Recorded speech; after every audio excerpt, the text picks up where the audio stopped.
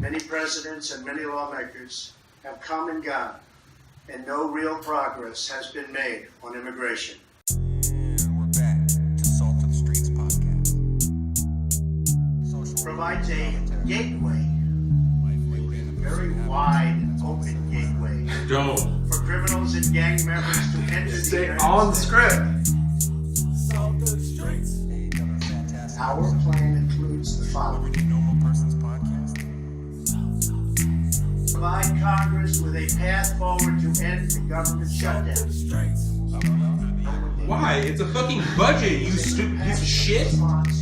Welcome to the Salt of the Streets, coming at you every week with this food for... I mean, I don't love that, but that's the best. I mean, that's the best thing they've offered. You know what I'm saying? This is the thing. We'll talk about this. Yeah. No, we should definitely just record it. How you sounding, baby? How you feel about this, baby? Oh, yeah. And like a red, white, and blue phoenix rising from the ashes of political bipartisanship, we're once again back to Salt of the Streets podcast.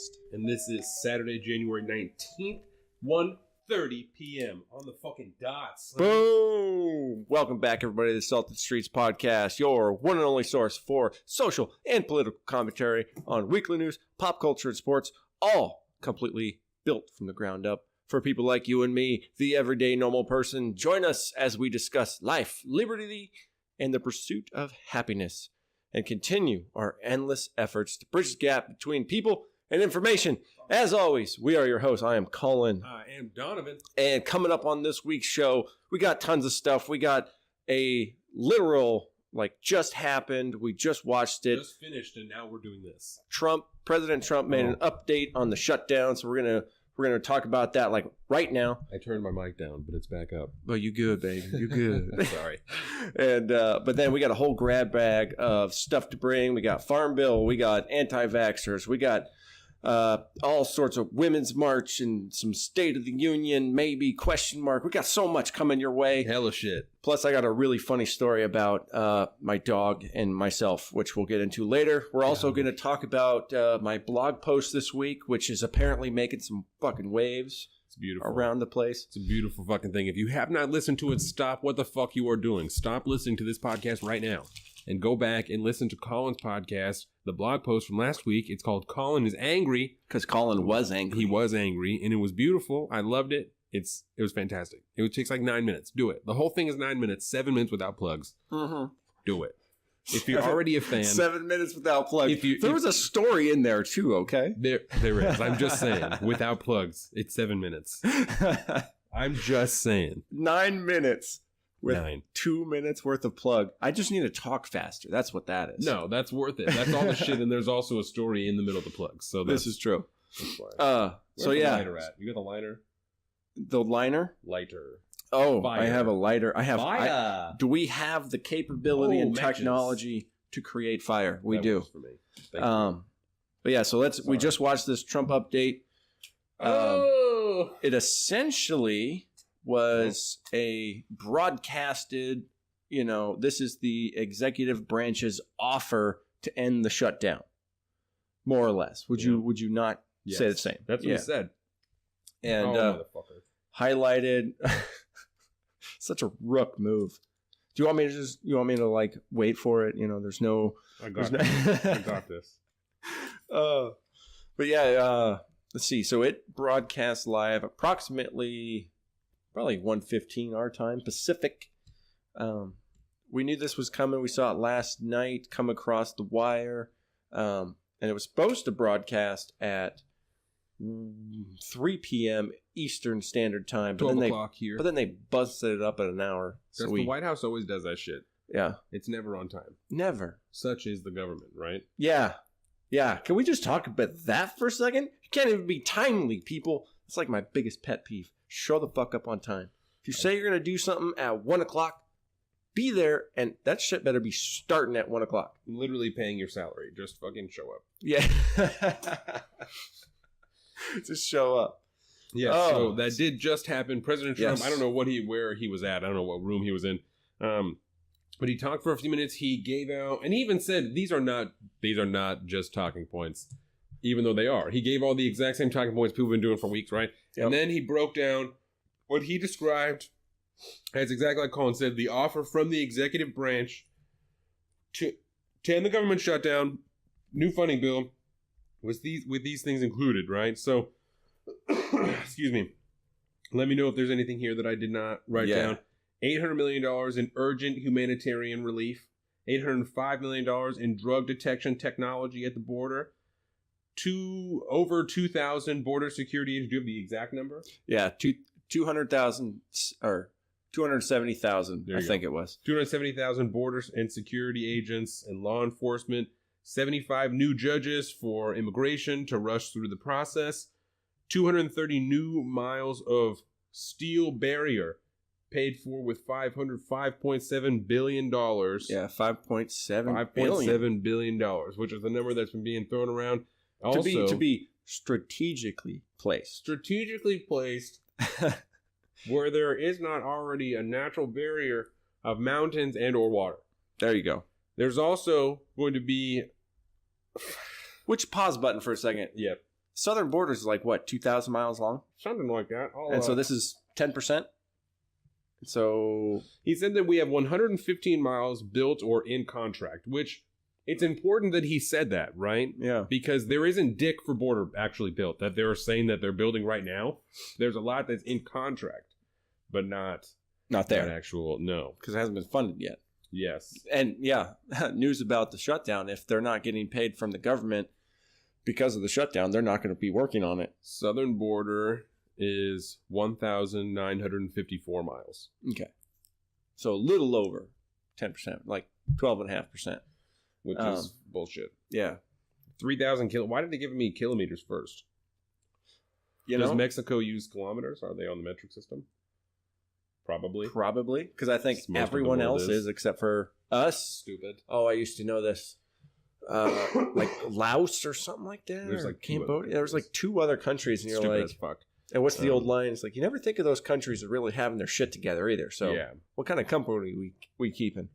So those are the things that are legitimate that you could put in a funding bill, right? And then on the end, he tacked in also, we're going to put in a 3-year extension for protection for the DACA kids and 3 years extension for TPS, which we talked about. I'll try and find out what episode so I can link to that. I'll go ahead and I'll fucking... It's the temporary protected status. Yeah. And so I'll try and link, because there was the 1 week where Morgan was there where we talked about DACA after I wrote that big ass piece. So I'll link to that in the episode and in the show notes. And then I'll try and find the one where we talked about TPS. It's probably right around that time. Yeah. TPS, temporary protected status, briefly, I believe, off the top of my head, is, if there's some type of crisis in your country, like I remember it was really big in Haiti when the earthquake happened and stuff like that, you can apply for temporary protected status. You get to come here and you can live here and you can work and get to make money and do all that shit. It's like temporary refugee status. Yeah. Or refugee. And I like refugee. Yeah, so you get to stay for a short amount of time, and then, after things have cleared up in your country, quote unquote, thank you, when it's deemed by the government, then you go back, right? Yeah. And so that was a huge deal. I don't even remember what country it was. I feel bad that I don't remember shit like that, but we do so much shit every week that don't feel bad. It's hard to keep that. So I don't remember what country it was at the problem at that time, but I said I'll try and link back to those episodes. Yeah, it definitely wouldn't surprise me if it was Haiti. Yeah. It's right around earthquake time. Because I think it's 10 years or something like that you get. And probably. So it would have been around 2008 that shit happened, I think. Yeah. But the other thing he talked about in there was, an agreement to essentially tackle further immigration reform in the court process and all this stuff later. And so, because, to me, that's basically all that was in it, right? Right there. That was a good little summary. And you should watch it. Everyone go watch it. I think it was like 10 minutes maybe. Yeah, 10, 15 minutes max. And once you get past like the hour worth of like, this video will start soon. I think I'm good right now. And, but anyways, it's the whole thing, I guess, apparently Mitch McConnell, the Senate Majority Leader, has agreed to put it out to a vote on next week. So watch for that. We're going to be watching, and I'm sure we're going to talk about that next week. That's the first thing I want to talk about. Okay. Right? Because in the time, like we said, maybe that was the pre-show, but this is now the 28th day of the government shutdown. Did we hit all our social medias and everything? We did that already in the beginning? No. Is that a thing? Okay, Follow us on Instagram at Salt of the Streets, Facebook at Salt of the Streets. Everything out there is on saltofthestreets.com. Weekly blog hits both. Now we do the audio blog, which comes out Thursday evenings because we have day jobs. Ballin'. Main podcast comes out on Mondays. Yep. YouTube channel videos drop on Mondays and Tuesdays. Pre-show Monday, normal vid Tuesday. I am at Big Bird Offie on Twitter and Instagram. And I am alpaca_Donovan on Instagram and Salt of the Street on Twitter. And I think that was it. That's everything. Shameless Facebook, plug. Boom. saltofthestreet.com. Everything. Everything, baby. Wow. Sorry. Just Great didn't want to review. forget that. 5 stars. So that's the first thing I want to talk about is the Senate, right? He said the Senate is going to vote on it next week. Yeah. So in these 28 days of government shutdown, I don't know exactly what the number is, but the House has passed numerous funding bills that are not only government, like Democratic made, but they're bipartisan. Yeah. Bipartisan funding bills have passed through the House and have been blocked by Mitch McConnell because he says he's not going to sign, or he's not going to put anything up for a vote that he doesn't know that Trump is going to sign.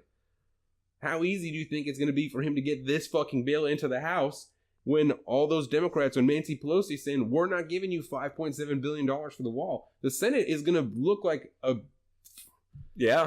it's going to be a waste of time in the Senate if they try and send it to the House, and when they send it back to the Senate, because the only thing they're going to vote on in the House is something with fucking $1 billion for the wall, because that's what this morning, right? God damn it. This morning, I read that Nancy Pelosi had offered $1 billion for the wall, right?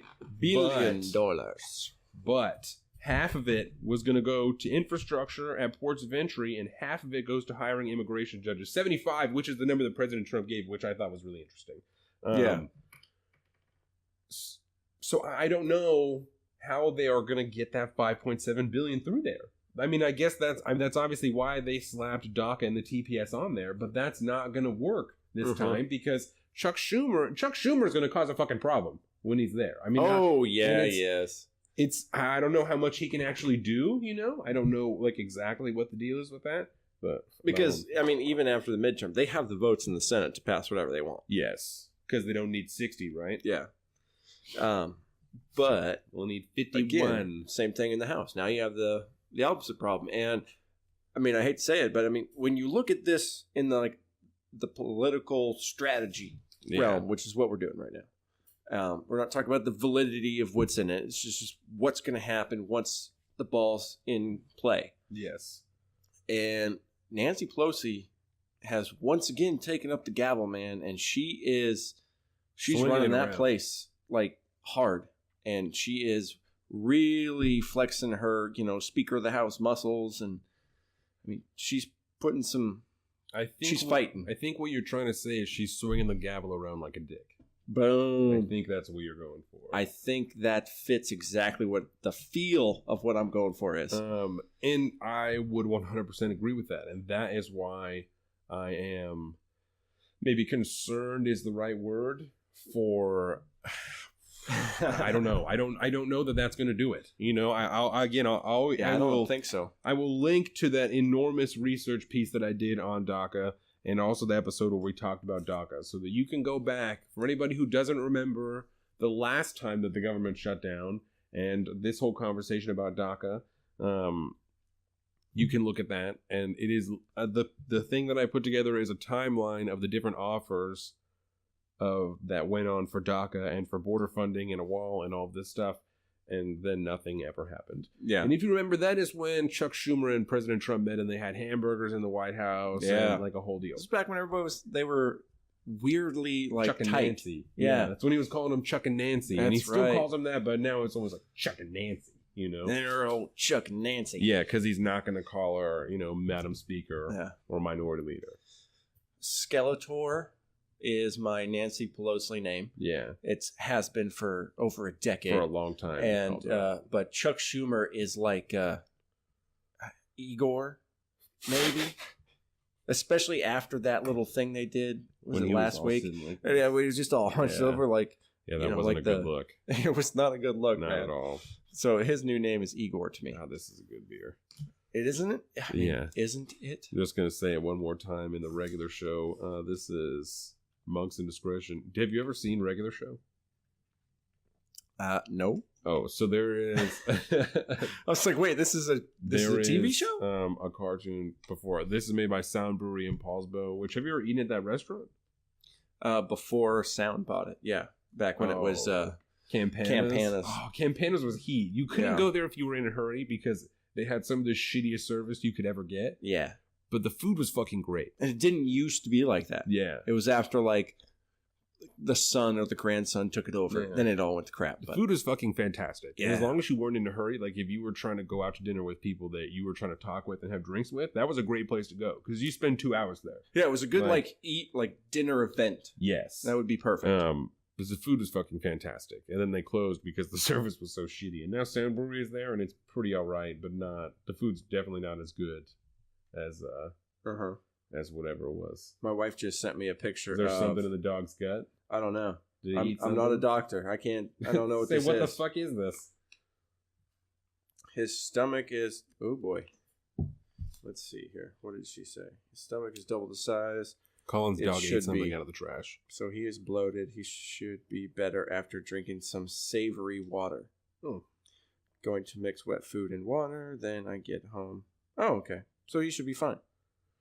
He ate some shit in the trash because he's a dick. He's just sorry, Carolina. Dumb little chihuahua, Your man. dog seems like he's kind of an asshole. He's really cute, but he's got... See, he's not really a dog. It's just complicated. Yeah, it's just really complicated, man. If he was trans species, he would be a trans. I mean, I don't want to give like Linda Sarsour or anybody any ideas, but trans species, I think, might be the next thing. Yeah. But yeah, he would be like part cat and like not part all dog. Yeah, he's not all dog. He's like very little dog. Yeah. But yeah, he's just he gets into everything and he like tries to kill himself once a week. It's like, dude, what are you doing? It's like having to permanently baby-proof my house. Because of the dog. Yeah. Yeah. But so before we go back, Regular Show is a cartoon that is about a blue jay and a raccoon that are friends. And they work and live in a park, a national park. And their boss is a gumball machine. And their names are Mordecai and Rigby. Mordecai. That's such a strong name. Yeah. It's a good Amish name. Regular Show's actually a pretty good cartoon. Yeah. It came out about the same time that like Adventure Time did. You ever watch Adventure Time? No. So Adventure Time and Regular Show are cartoons that, as an adult of our time, of like Rick and Morty, because they're Rick and Morty-esque. Okay. But for children. You know? Right. Which is really hard to imagine. Like Ren and Stimpy was for me when I was a kid. Yes. It's like that, where you're just seeing weird, fucked up shit that, like, there's one episode of Adventure Time where they're in, like, 4 or 5 different dimensions and, like, timelines and stuff. And I was stoned and I was watching it. And I turned to Jordan and I said, how is a 5-year-old supposed to be able to fucking follow this storyline? Because I don't know what's going on and I'm a grown man. Like, I think that's the problem. It's the same reason why little 5-year-olds can pick up Guitar Hero and shred on Legendary while we're over there like, bam, bam, bam. Yeah. Can't do it. Yeah. No, because kids are insane. That's the way to go. So Regular Show. So anyway. So Regular Show. Yes. Apparently you should watch it. It's a pretty good cartoon and it's on something Hulu or fucking Netflix or some shit like that. So like I said, this happened like right before we got on here. Mm-hmm. So these are our very first takes, and there's going to be a lot of stories and stuff like that over this week. So definitely the next time we're together, we will talk about this again. Oh yeah, this is going to unfold. I have to pray to something that the next time we convene to do a show, the government is not still shut down. Because if it is, something is horribly fucking wrong with the system that we have here. Not that we don't already know that it is. We might know. Even worse than we know that it is now. Yeah. If 2 weeks from now, the government's still shut down. Like, that's bad. If it goes past a month, then I'm going to be really worried. Yeah. Because of what we'll talk about. And we're back in. Okay. I think we're good. Yeah, we're balling. We're good. Everything still sounds good. My computer just went for like 5 insanely long seconds. Weird. Yeah. And I did hear I had my headphones off, so. Lucky You didn't, yeah, because it was like that. You remember when like I thought you were gonna pass out. a CD again. used to like skip? Yeah, that's what. Yeah, it because I sounded just like. Yeah, and I was like, oh no. You wasn't shit, man. Yeah. But no, I'm feeling good, by the way. I'm good. I'm in a good place. Good. So anyways, yeah, last week, because I don't know where it started, the computer started to go, Yeah. But last week I did the blog post, and so you're hoping to God that, what?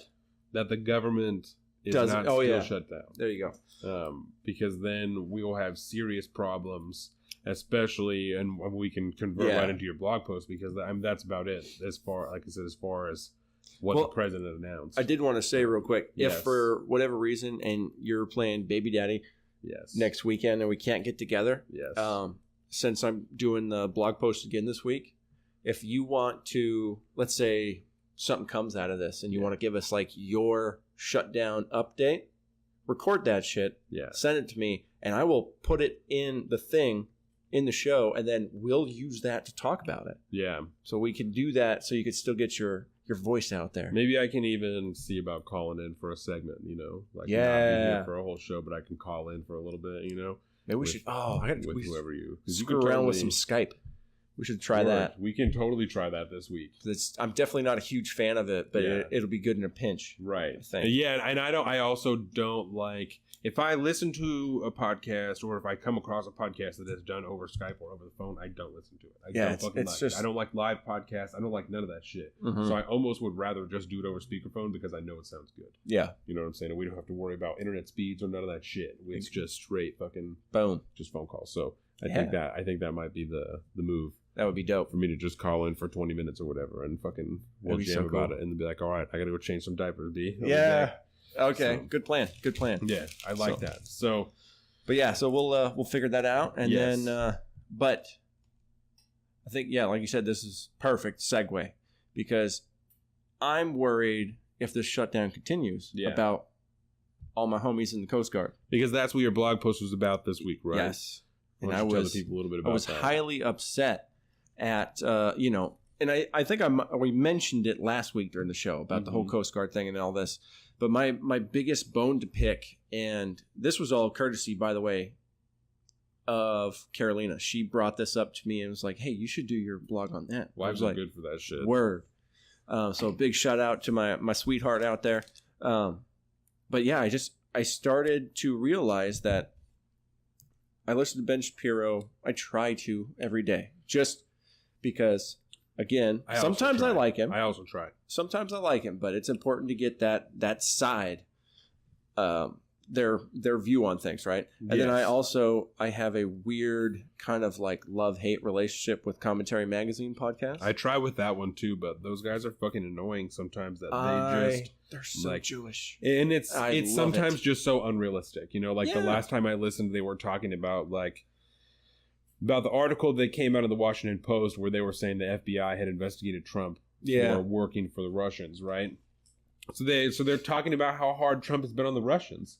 I'm like, well, that's just a fucking lie. Like, that's just not true. And they're like, well, the sanctions and all this stuff. It took him over a fucking year. Like, what are you talking about, man? Like, and now you're talking about the fact that he's got no fucking record of his meeting with them. Like, no one took any notes. No one was allowed to be in the room. None of this shit. Well, what do you mean he went so fucking hard on the Russians? Like, that's just a lie. That's just not true, Yeah, because if I was going to look at it and you say Trump this, Trump that, Yeah, I would say you need to separate him from the administration for one. absolutely. Because the administration has been hard, like you said, not fast, but I mean, they've done a shit ton of stuff against Russia, but that's not Trump.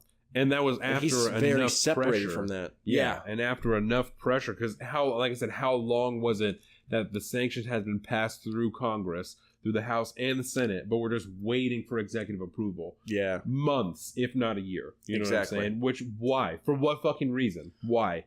Like, for no reason, just because. Because. And so I get Stupid. that. But I love those guys for whatever reason. Yes. John Podhorns, even though I called him out this week. I also don't like the way he breathes. But that's another issue. Keep going. It's because I don't but anyways, my blog was about how I listened to them all week long throughout this whole shutdown, waiting for them to start calling out the executive and just the federal government in general on allowing an entire active duty military branch to go without pay. And I mean, it is one thing for, say, workers at the IRS or, you know, even border security or ICE or whatever. It's one thing for them to go without pay. Because at the end of the day, TSA, that's what I'm totally okay with. But you know, you need to separate those two. Yeah. But I mean, the fact that none of my conservative commentators have even like maybe once even mentioned the fact that there's a military branch not being paid right now. And as a conservative, as it is a fundamental core belief as a, you know, even someone that is semi-conservative, is to support the military in all forms, whether it's at home or abroad. You know, the VA, I mean, you take care of your vets. These people are selfless. They're doing something for the nation that I know a great deal about, that there is massive civil sacrifices involved. Yeah. You know, the exchange isn't a bad one, but there are sacrifices involved. And for them to not be taken care of and not even talked about almost is something that just fucking enrages me. And so I've been very vocal about it, especially on social media, and that's what I ultimately did the blog post on. You know, I told the story about my wife sending me she shared a post from, you know, a Coast Guard family that I used to know, used to be stationed with, you know, good friends with, great people. And they received a card in their mailbox from somebody in the neighborhood or a friend or something with a bunch of money in it. Yeah. And they said, you know, it's not much, but I hope it can help because I know you guys, I mean, they got a family of like 2 or 3 kids, I think. And, you know, it's tough. And now they're just not getting paid. Yeah. Miss out on a paycheck. That's a huge fucking deal. Yeah. And, I mean, no, I totally agree. It is absolutely unacceptable for an entire branch of the armed forces to not be getting paid. Especially, and one of the things that I thought was so interesting, one of the points that you raised I thought was so interesting, right, was one of the main arguments, especially for the conservatives, right, for the government shutdown, is the drugs that are coming through the borders and the immigration, right?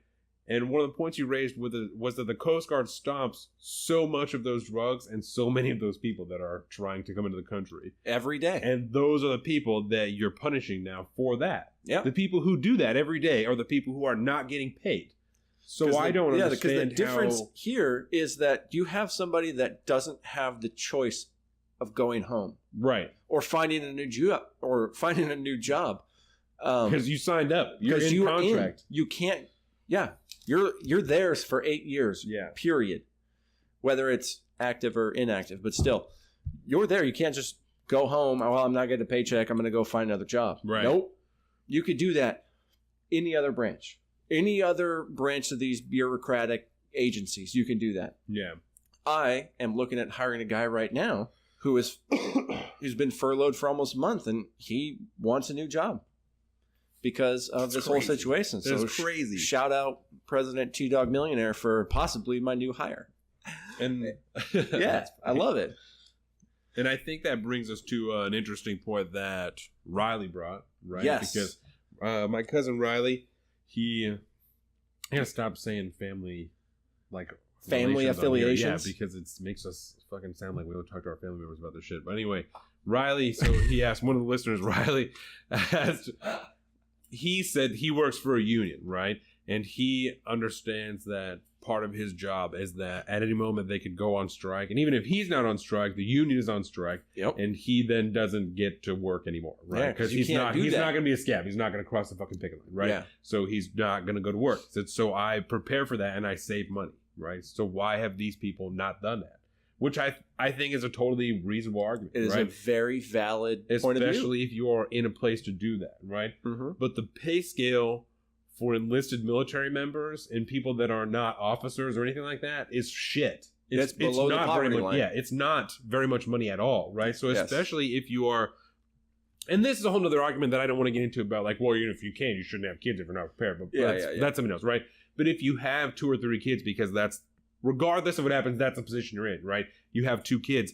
Your wife has to stay home because you guys can't afford for childcare because you can't afford all of your bills and childcare, right? So she has to stay home. That's why there's so many stay-at-home parents in the military. Right. Especially at a younger rank. And so and even with the housing allowances that you can get, I mean, all that stuff, it still does, you still have to pay for all the food and all of everything, right? Yeah. It doesn't cover everything.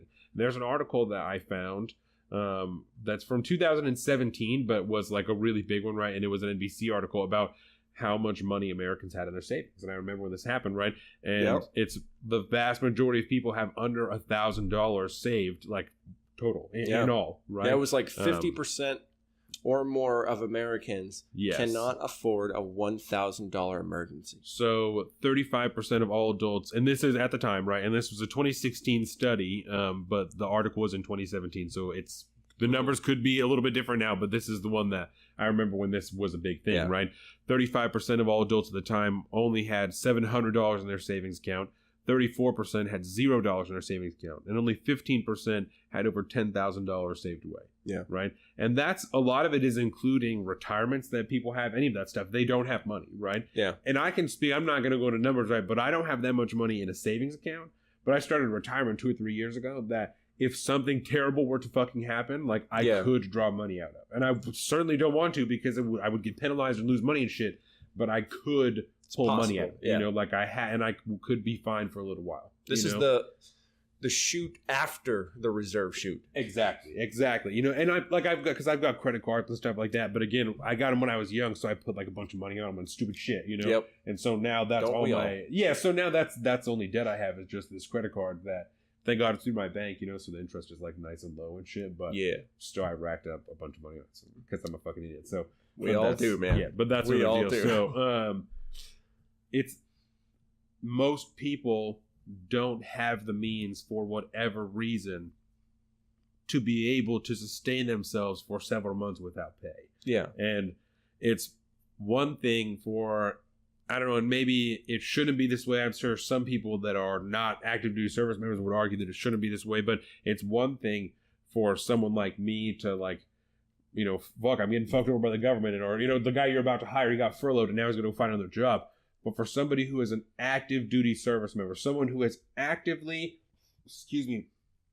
fighting to defend your country, and again, specifically from the things the conservatives and Republicans are arguing for, protecting the country from drugs, from illegal immigrants, those are the people that you are choosing to continue to harm. Yeah. And that I don't understand. And it's indefensible. There's no argument that can be made for that at all. Because at no point in your career or the time that you signed up to be in the armed forces did you consider, well, the government might shut down and I might not get paid for being in the military. Yeah. Because that's supposed to be like the most stable fucking career in the whole world, is to be in the American military. Like, that is a massive reason why a lot of people go into the military. There's a lot of young people that join because they go, well, this is the only path I can go at this point that makes a lot of sense. You know, I have a bunch of kids, you know, I'm young, but if I join the military and sign up to serve, I will have a stable career with stable housing, and, you know,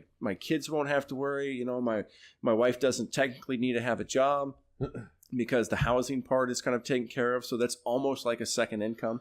And sorry, everybody. But like you said, it doesn't cover everything. Right.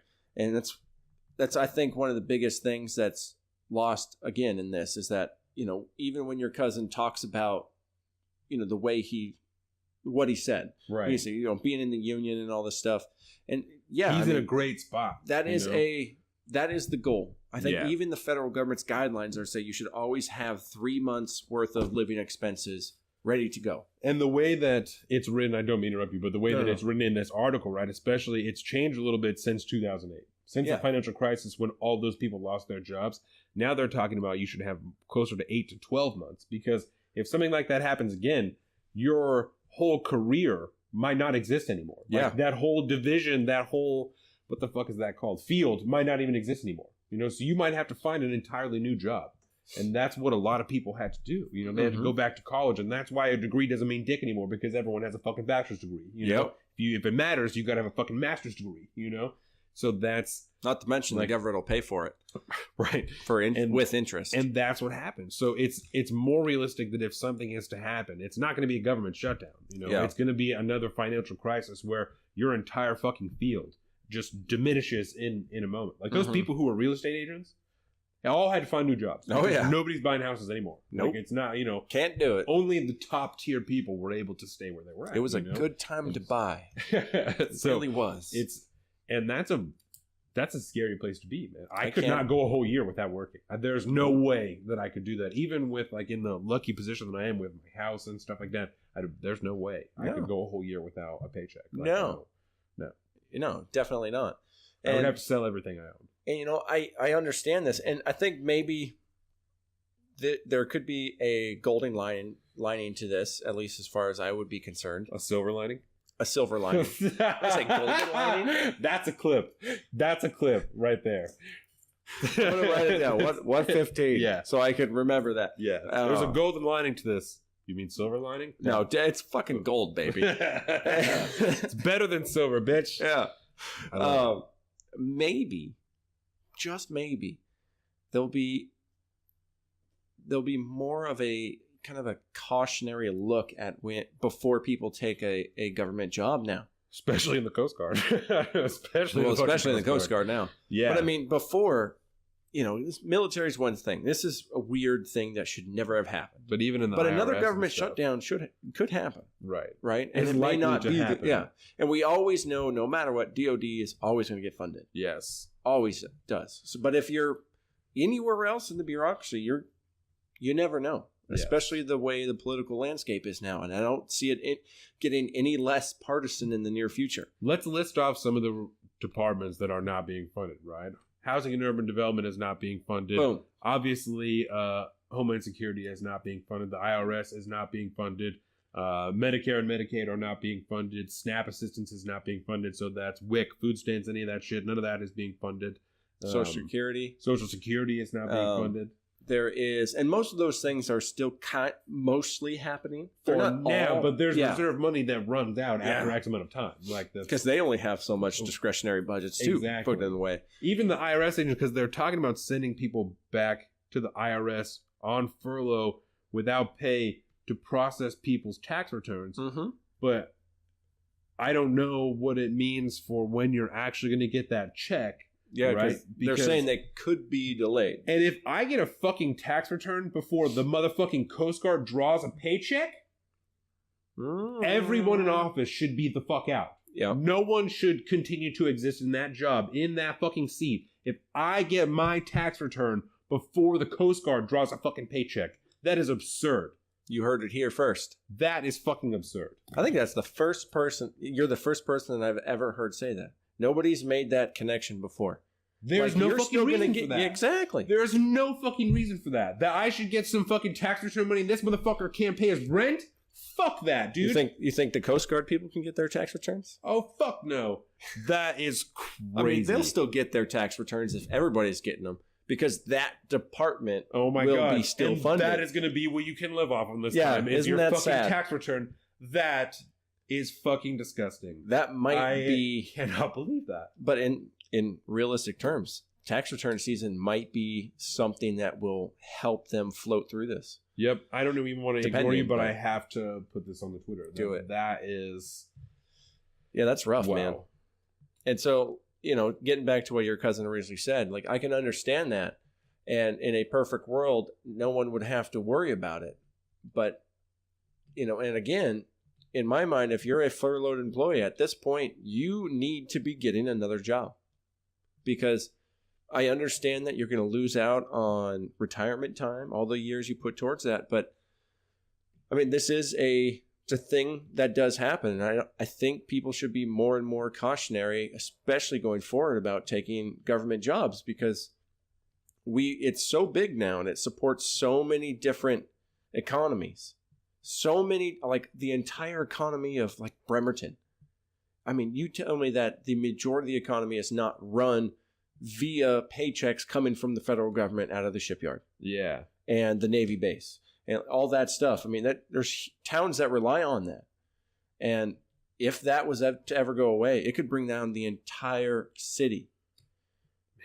We got to have a fail safe here. You know, those jobs always get filled because there'll be another generation of people coming in. But, you know, I mean, there's going to be a lot of federal job openings here pretty soon. As soon as the government does open, I think. Man, and I that's think a lot the of people are going to shitty thing. bounce because they don't have a choice anymore. Right. It's how long can you wait, hoping that your job will come back before you say, "Well, I guess I got to go get a new one." And I guess you would have to hope that, or not hope, but think that the people who work for the government probably have some type of fucking retirement, you know, that they could draw from. But if it's been not 10 years and they don't want to do that, just like I don't want to do that, because you lose a bunch of money doing that. It's like a 15% penalty or something like that, or if not more, that you lose from just drawing from that, you know, and that's terrible. Like, that's, you know, I got some money in there, but not that much money. Like, so that's not enough to live off of. No, man. I don't. It's a tough spot, man. And it bugs me because I hit up Derek Kilmer this morning on Twitter hoping that I could get a response. Maria Canwell, the president, Nancy Pelosi. Yeah. I said that shit. I'm like, consider the fact that you might draw a check before, like, you might get your tax return before the Coast Guard draws a check. Yep. You know? And I just fucking do something about this. Like, that's crazy. That is crazy. And the House is even a possibility. The House has been putting forth this bill called Pay Our Coast Guard Act, Pay Our Coast Guard Act. But like I said, Mitch McConnell won't hear anything in the Senate until he knows that Donald Trump will vote for it. That's and so it's been in Congress a while. If President Trump won't vote for an act to fund the fucking Coast Guard, then the motherfucker should be impeached. And I think they're like only... that to me, that in itself to me is reason enough. And I'm not even trying to be ridiculous, but if you're willing to put a member of the armed forces that you're so into funding, that you're so fucking, we should have this huge military, but you're willing to let them go without a check, like, then you should be the fuck out of there. That's crazy. It is crazy. And I think, like Mitch McConnell's, I think only saving grace is the fact that nobody's talking about it. If, say, the mainstream media, because I see articles from like ABC and stuff like that, but it's never on the news. Right. It's never like on the screen. And, you know, luckily, I feel like every time I go onto any social media, it's getting bigger and bigger and louder, and I'm trying to spread it around as much as possible. But there's no pressure being put on somebody like Mitch McConnell politically to do that. And so he's just getting away with it now. Yeah. You got an entire branch of the military that the Republican Party leading the Senate has not chosen to do they haven't chosen to do anything about it at all. And it's driving me nuts. But the House is. Who the fuck else? Chuck Schumer needs to see this shit. You know what I'm saying? Chucky Schumer. Yep. Who Put him else? on it. Put him on blast. Yep, because I just put the Senate Majority, Mitch McConnell on here. Chuck Schumer. Who else do we need to? Fucking, what's her name? Secretary Nielsen? Yep. DHS Secretary Nielsen. You have one branch of the military that works for you. And you're not paying them. Yep. Over what? A fucking wall? A fucking wall. Over something over that the should words not... the wall. Not even a wall. Yeah, over the words the fucking wall. Yep. That's why, during his announcement, he said, "For stronger security," which means a wall. Yep. Oh my God. And if you could have just left that off, you know. But he has to say it for his quote unquote base. For the base, dude. And the base ain't that big anymore, homie. And that is where politics really starts to fuck with any type of progress in the military. And that's not in terms of fucking progressiveness, you know, but like actual legitimate progress in getting things done within the government. Like, that's crazy. It's the stupidest thing I can even imagine ever happening in America, other than like a civil war, which I don't think is ever happening. The closest we're going to get to a civil war, I think, is right now. What we're doing right now, this whole like weird culture war thing, and everybody's taking sides, and there's all these little tribes popping around. Well, especially within the left, you know, and we can talk about like the Women's March, you know.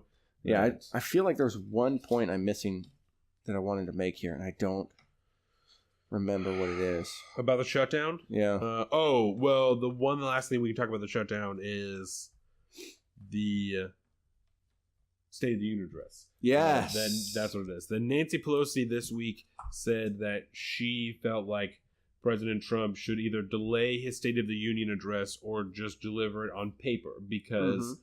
Like George Washington did. Because the members who would have to be doing security there would not be getting paid to do so, which is not right. Which I think is legitimate. It's obviously, she's obviously grandstanding trying to gain more support for what she's doing, but she knows what she's doing. But too. it's a legitimate play. Yep. And that is a legitimate move that you're like, these people are getting paid, so why should and a fuckload of them? It's not like it's just 10. Like a fuckload of service members have to be there to guard those people because it's every member of the House of Representatives, every member of the Senate. Not to mention all the planning and logistics that go into it, not just the officers on the ground at the time. Like plus it's a whole operation. Yeah, plus the president, the vice president, all those media members. Yeah, no, there's so many security members there, like security team members that have to be there. If he really wanted to do a State of the Union, and if he felt he had to do it, he should do it from behind. Oh, what's that desk called? In the Oval Office. It's the same desk for like a billion years, right? Yeah, but it's got a name. Yeah. And I don't remember what it is. But he should just do it like he did that terrible address to the nation. Yeah. Was that last week or week before? But he should just do it from the Oval Office where all he needs is a cameraman and nobody needs to care about it. The Resolute desk. The Resolute desk. That's what it is. Yeah. The chair. But the best thing that came out of this, because this is I can kind of enjoy this stuff because it's not necessarily tied directly to the shutdown. Like it is, but her doing these things and him doing these things don't affect the shutdown. No, they're just part of the update. Yeah. And so she wrote that letter, Skeletor, about how she thinks that he shouldn't do the State of the Union. Yeah. So on and so forth. And so what does he do? He turns around. She had a visit scheduled to go overseas, I think, to Afghanistan. Secret visit. It was secret because she's going to a fucking war zone, so they don't talk about it. You know what I'm saying? So your wife is at the door, I'm pretty sure. Yeah, probably. I thought they were both unlocked. Just the bottom They one. don't talk about it because she's going to a war zone. So if they talk about it, then she stands to possibly, I don't know, be fucking attacked the moment that the plane hits the ground or whatever base they're going to. You know what I'm saying? So, but it doesn't matter anymore because he made the call and he said, you know what? She don't want me to do my State of the Union. Yep. She can't go to Afghanistan because she was gonna go on a military plane, which is standard. That is that's standard. And so then decided she's not allowed to go and use this military plane. So then apparently in between that and the next announcement, right? She made plans and she's like, well, I'll just go commercially. I'll pay for myself to go. So but a few hours later, you know what I'm saying? The president or someone from the White House tweets out that, if she wants to go, she's going to have to go commercially and pay for herself. Yep. Which now she can't be going. Right. So now she can't go, because they have decided that to put out to the world that a high-ranking, politician. Second in line to be president were he to be killed or anything to be happened to him. You know what I'm saying? Mike Pence and then Nancy Pelosi. God, that's a scary situation. Regardless of how you feel about it, that is the reality of the situation. She is second in line. So you can't just fucking let her be unprotected. You know what I'm saying? That's why I think, oh man, I can't remember what Secretary Nielsen is, but she's pretty close. She's in the top 10. Yeah. She's I know that much. Yeah. But yeah, I mean, but the thing is, he said that it was due to the shutdown. Right. But the thing is, these are military flights funded by the DOD. Yeah. Which is still funded. So, I remember that brings me to the point that I missed earlier. The fact that all of this new, essentially immigration reform is that Trump was announcing all this stuff. Yeah. This is all just riding. I mean, all this it's a funding bill. Yes. This is a funding bill, and this is stuff that should be legislated outside of funding your giant government. Yep. But, again, DOD's funded. She could have gone. You didn't have to do that. That was a stupid political play that anybody with, a halfway decent brain can figure out and be like, that's you. This is just you being spiteful. You're just being a dick. Yeah. You're just upset and you're throwing a tantrum. But hey, man, I don't know whether I liked that story more or the Clemson University smorgasbord of fast food. Oh. Why this was even a story, I don't fucking know. Because if he would have just done it and not talked about it, no one would have cared. Yeah. You know what I'm saying? But when you decide to have cameras there and make a big old fucking deal about it, then that's stupid. It's a waste. This was a waste of everybody's time, just like when he came and did his announcement over to the nation. Yep. You know? That was as big of a waste of time as this. Yeah. Do you want to know real quick? The Resolute desk was made from the oak timbers of the British ship, the HMS Resolute, as a gift to President Rutherford B. Hayes from Queen Victoria in 1880. Look at that. America stomped their dick in the dirt in the Revolutionary War, and now they're giving us a desk That's pretty made cool. from one of their ships. And it's a fucking sweet desk. It's a fucking sweet desk. It's a sick fucking desk. I have like a weird thing about a nice desk. Yeah. Nice desks are a thing of beauty. You know why you appreciate that? Why? Because you started woodworking. Well, And you're like, look at dude, that. look at, oh, that is glorious. Yeah. So much like So much detail. oh man. You know what I'm saying? Look at that crest right there. Oh, It probably that's money. says E pluribus unum on it. I Mm-hmm. like that. Out of many one, for those who don't speak, Latin? Yep. I speak Latin. I Not don't, really. but I know that one. I know a couple Latin phrases Yeah. thanks to my time in the federal government. So do you want to hit a couple of these little topics and then we'll take a little break and then we'll come back? Yeah, I want to hit. I want to hit the couple things that we promised. I think we could do anti-vaccine in the second half. Yes. That we Because could that'll be a fit little in. bit of a bigger one. Yeah, but, the Pelosi trip canceled. So that one is We done. have talked about it so many times. I would just want to touch real quick on the farm bill Yeah. that was passed like a month ago or more. But the farm bill happens every 5 years, and we finally got a new one passed, even though part of the agencies that it affects it aren't currently operating, like the Department of Agriculture and the Right. USDA and all Because that. this was passed in December, right? Yeah, So and just because this is It before the wasn't- shutdown, yeah. before the everything. yeah, and but anyways, yeah, it passed, and there was some pretty major changes that went down. There's a lot of kind of trade type stuff that was passed to help protect farmers, new subsidies. New insurances, for Yeah. tariffs and for if there's like terrible weather, shit like that, Yeah. droughts, anything like that. It's more insurance protections Mhm. because as we've seen in the past, sorry, I don't interrupt you, but just to hit on that, we have seen in the past this president can be particularly volatile for the farming community when it comes to trade and tariffs and dealing with other countries. So. Yeah. Because they're about the most direct to market industry that there is, and so Yeah. and the majority of their market is handled via the federal government. Right. So when there's issues, they feel it right now. Immediately. And there was a lot of concern about that when those tariffs were going on when the trade war was hyping up with China. Uh-huh. A lot of concern about that people are really getting fucked over. So, Dude, I found a whole podcast devoted solely to all the news in the Department of Agriculture. what? While I was looking up stuff for this, it was That's dope. insane. I like It's that. just this one guy, and he used to work for the Department of Agriculture, and now he interviews people from there, and he talks about all these little, things that come down from the federal government, and these policies that affect all these farmers' lives. It's pretty crazy. That's pretty sweet. But the big point that I wanted to pull out of that whole thing was the fact that it was legalizing the production of hemp. Hemp, as per Mitch McConnell, too, Yes. which is really interesting. It's very strange. Because he is a senator from Kentucky. Kentucky. And Kentucky is a super tobacco-rich state, or was at one point. Yeah. But now that less people are smoking pretty much than ever,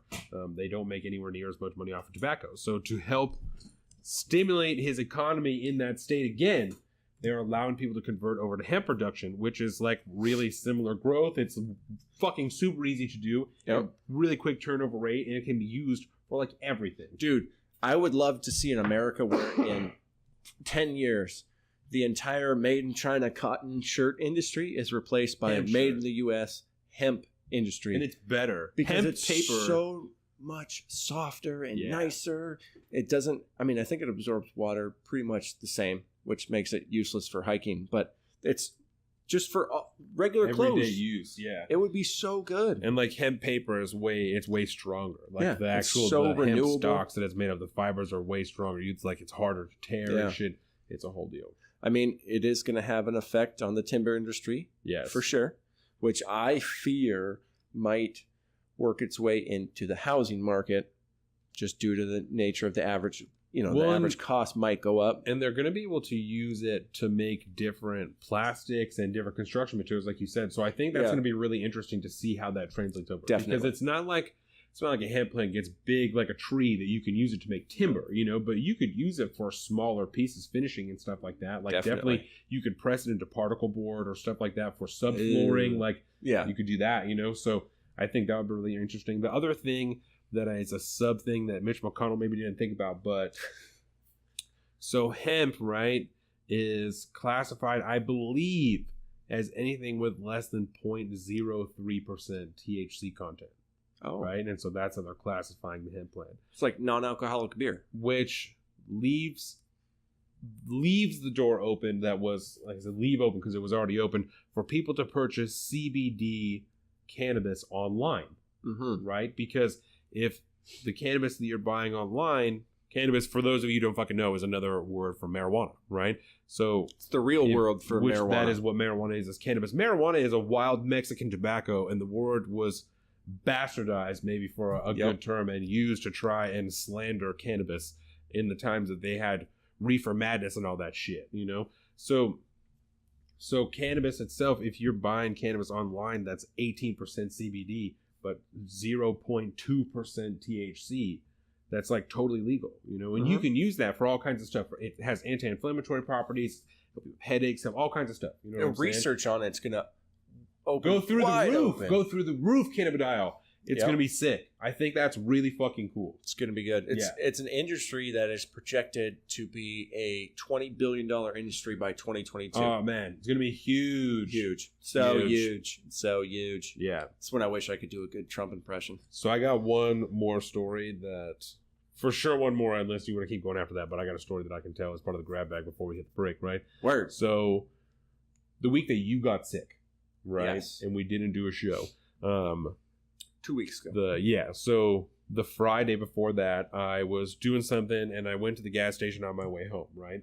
And I went to the same Chevron that I go to all the time that is on the hill that we used to go to for energy drinks and stuff like that at work, right? Mm-hmm. So that's the one that I go to. There's a guy now that owns that. His name is Dinesh, right? Shout out Dinesh. He's cool as fuck. He buys the type of kombucha that I want, keeps it stocked up. Nice. Dinesh is rad, right? So knows his customers. Yeah, he's hella cool. Every time I go in there, if I say, "What's up, brother?" Dinesh is obviously like super Indian, and so if I say racist, if I say "What's up, brother," he'll call me brother when I leave. Nice. And if I say "What's up, man," he'll call me man when I leave. Like whatever I have called him is what he will call me when we talk to each other. That's which cool. I think is really funny. Because they're on the same level. He speaks English just fine, but it's obviously he's using his interactions to like expand his language, which I think is fucking ingenious. That's like what else are you gonna do?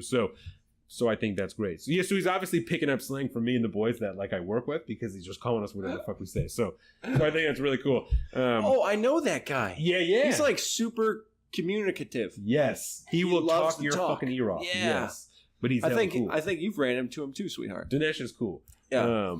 So I went in there the other day and I was grabbing some stuff on my way home, and I walked through the candy aisle because I was like, maybe I want some candy. And I didn't see anything that I wanted. And then in that Chevron, there's also a bunch more candy in front of the counter, right? Yes. And so I went over and I grabbed a kombucha, which is on the side. If you're watching the video, you can see this, right? So like the counter's over here and the kombucha's over here. So I grab one and I'm walking around the counter and I'm looking at all the other candy to like see what's up. And I'm like, oh, maybe that. And I saw something in what's it called, a Fifth Avenue bar. You know what I'm saying? I've never had one of those. That's a candy bar, I think. So I saw something in the box of the Fifth Avenue bars, and I was like, it's like, oh, that's like a dust bunny or something like that. And I stopped, and I looked back down it again, and I bent over like I was going to tie my shoe, and it was a fucking bud. Like somebody had like dropped weed into this box of candy, Mm-hmm. And like it was kind of squished, like someone had it in their pocket. So I have theorized that someone had it in their pocket and pulled some money or whatever out of their pocket and dropped it into this thing. So I picked up and I put it in my pocket, and I'm sure the woman thought that I had stolen something, but I went to the counter and I paid for my shit, and then I walked out and I got back in my car and I pulled it out of my pocket, and I'm like, this is fucking weed, man. Like, I really just found fucking weed in a candy box in the gas station, and I took it home. It's like finding a quarter on the street. You find some weed in a candy box. And it was probably like a half-gram nug, you know, that like I found in there. And so I took it home, and I fucking put it in my bong, and I took a hit of it, and then as I'm holding in the hit, I was like, uh-oh. What if somebody put something on this and left it there, like as like bait, you know? And I was like, this was probably one of the most unsafe things I have done in the last couple of years, is like just find weed somewhere and just smoke it and not even consider it, like not even give it a second thought. But nothing happened, obviously. Like, I smoked the rest of the bowl and everything was fine. But truly, for a moment, I was like, I would not advise anyone to do that. Like, if someone told me that they found weed at a gas station, I would be like, you maybe shouldn't smoke it, because someone could have done something. People who knows what's in it. But yeah, I was like so hyped on it that it's just I'm gonna go home and fucking smoke this. Like, some new version of like CIA tracking. You're it now. You know? Yeah, but they find you anywhere. I couldn't believe that that's happened. So crazy. Yeah, it's like a full on, like, it's like a half-gram bud. It was like 2 full bowls. Yeah, it was really weird. So, that's funny. But that did happen. So shout out to Nash. I did not say anything to them, and as I was standing there, I thought about even just saying like, hey, I just found this weed in this candy box. I don't care. I'm just going to take it home, you know? But I thought that maybe she'd be like, oh, no, you can't take it. Like, if you found it, we have to fucking, you know, call cops or what the fuck ever. And I wasn't trying to do that. Like, I was just trying to take it home and just smoke it, you know?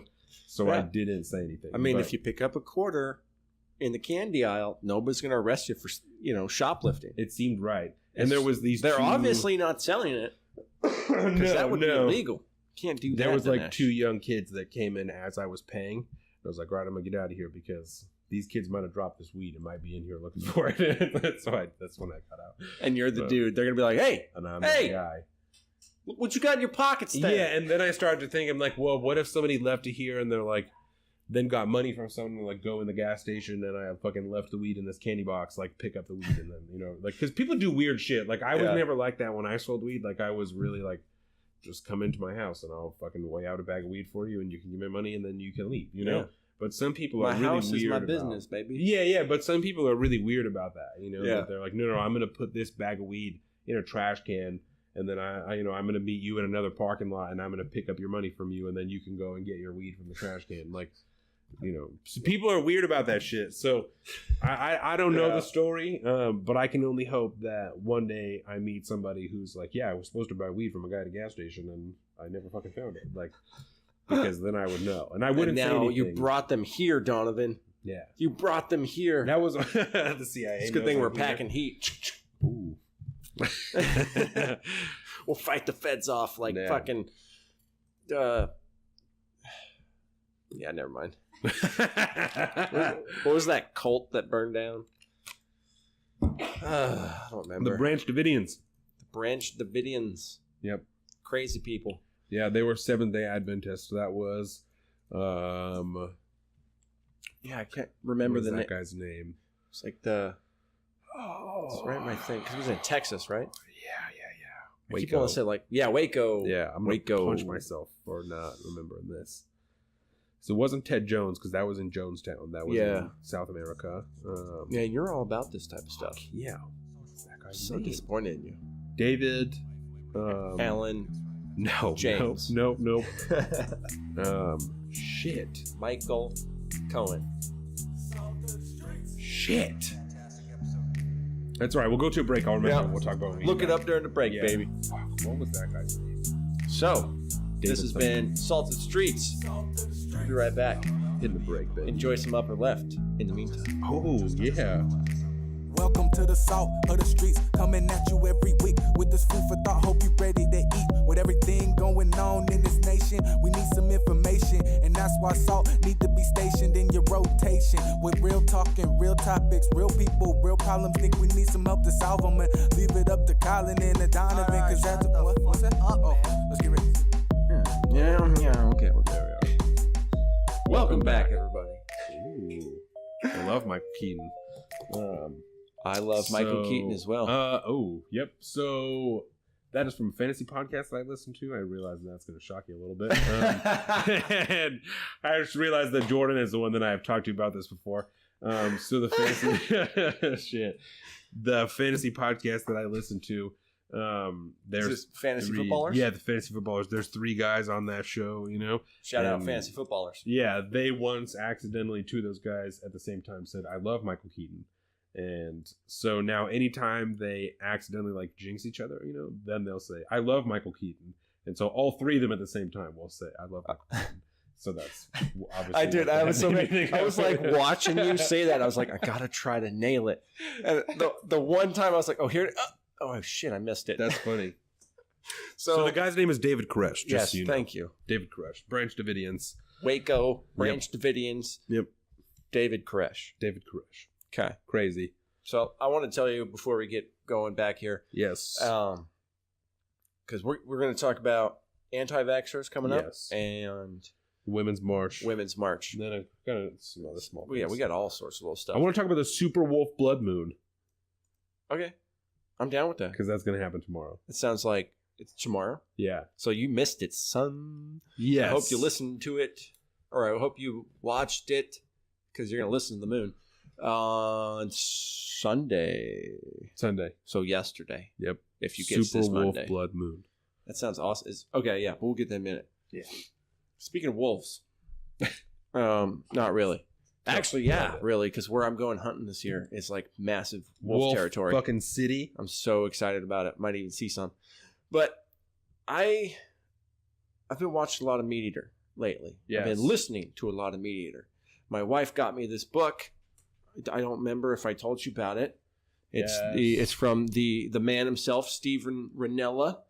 It's Hunting, Butchering, and Cooking Wild Game, Volume 2, Small Game and Fowl. Foul. So I've been when I'm not living podcast, I'm studying hunting stuff and all this good stuff. I just live and breathe surveying, hunting, and fucking podcasts right now. But the other day, I took Chloe, my dog, out, and we're playing ball and stuff outside, and I have this problem now where whenever I see like an animal, like a squirrel or a rabbit, You just want to shoot it? I look at them. No, it's not necessarily I want to shoot them. I look at them, and then I start like mentally like field dressing them and like where the cuts are, and like I just break them down. Literally, I stare at them like a slab of meat. Right? Yeah. So I'm playing fetch with Chloe the other day, and I noticed that I'm doing that to her. I'm like, okay, so like that'd be her, you know, she's running around with the ball and stuff, and like you could see all the muscle moving, and I'm like, all right, so there's the hams and the shank, and you know, I wonder if they have much of a backstrap. You should not I'm think about eating your dog. and so, and so like I'm looking at her and I'm just studying her, and she like grabs the ball, turns around, and like catches my gaze, and then like drops her head and like perks her ears up and just slowly starts like crawling my way, not leaving. Like she's just staring me down, like, and you just know like she's saying to herself, this motherfucker trying to eat me? What is going on here? And she just cautiously approaches, and I'm like, oh yeah, okay, come here, baby, come here. And at this again, she's just, and me and her's relationship has never really been the same since then. It's been weird ever It's since been then. better. Actually, she's been real tight, real close. Like, daddy, don't eat me. Please don't. So I think for a minute, she thought I was a predator, and it was pretty magical. It was weird. It's Commanding very the fear strange. of your animal. Yeah. So that's actually what the story I was going to open the podcast with, but we had to talk about T-Dog Millionaire. Yeah, just so we didn't forget. Mm-hmm. So, before we go into the Women's March, Super Wolf Blood Moon. So Super Wolf Blood Moon is tomorrow, right? And so the term super refers to the placement of the moon, right? And that's when the moon is at its closest point in the Earth's orbit, and so it looks really big, right? You hear that a lot in like astronomy stuff, right? Yeah, it's a super moon, right? The term astrology. The term wolf derives from the Native American nickname for January's full moon. The wolves howled in hunger outside the villages because it's January, so there isn't that much food out, right? So it's wintertime, so they're hungry, and it's a full moon, so they're out fucking howling. And it's a blood moon because it's a lunar eclipse where the Earth is completely in front of the moon, and so it looks red because you're only getting the outside of the sun. So all these things are happening all at one time. So it's a super wolf blood moon. Tomorrow. I'm excited. Sunday night. Isn't that crazy as fuck? I'm so excited. I love stuff like that, man.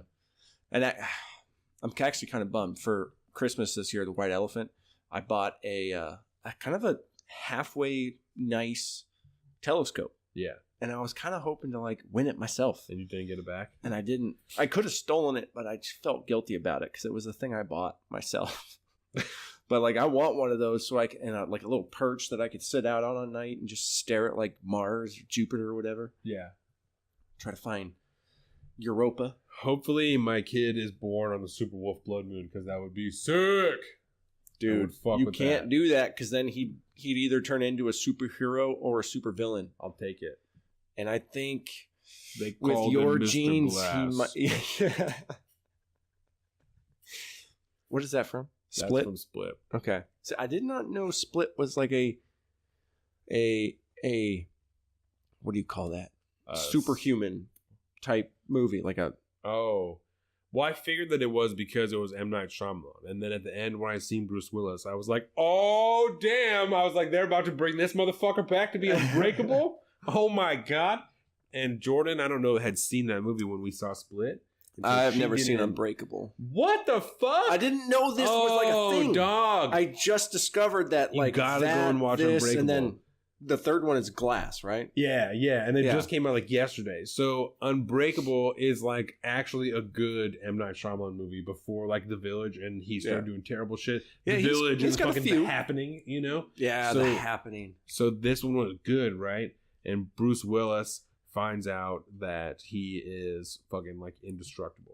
Like his bones don't break and he just like has superhuman strength and shit, right? Super crazy. How have I never even heard of this movie? Bro, it's so good. And it's like on Netflix or something now. like that. And Samuel L. Jackson has bones made of glass and he is the fucking bad guy, bro. That's why all the little pictures I see, he's like in a wheelchair. Yes. He's got glass bones. He can't walk. That's tough. Man, I just got Carolina's over there blowing up our Instagram for us. He walks in the beginning of the movie, but not at that. That's it. So is he in Unbreakable as well? Fuck yeah. Yeah, because... What about in Split? I don't know that Samuel L. Jackson is in Split, but okay. Bruce Willis has that little piece at the end. Oh, okay. And so, that little piece at the end, because I've seen that movie. Yeah. So at the end of the movie, right, and this is not a spoiler or anything, at the end of the movie, after all the crazy stuff happens, they're talking about it on the news. And so they're talking about, this is maybe a breed of fucking superhumans or what the fuck ever they're saying. That's probably not it, but whatever. And so people are watching it in a diner.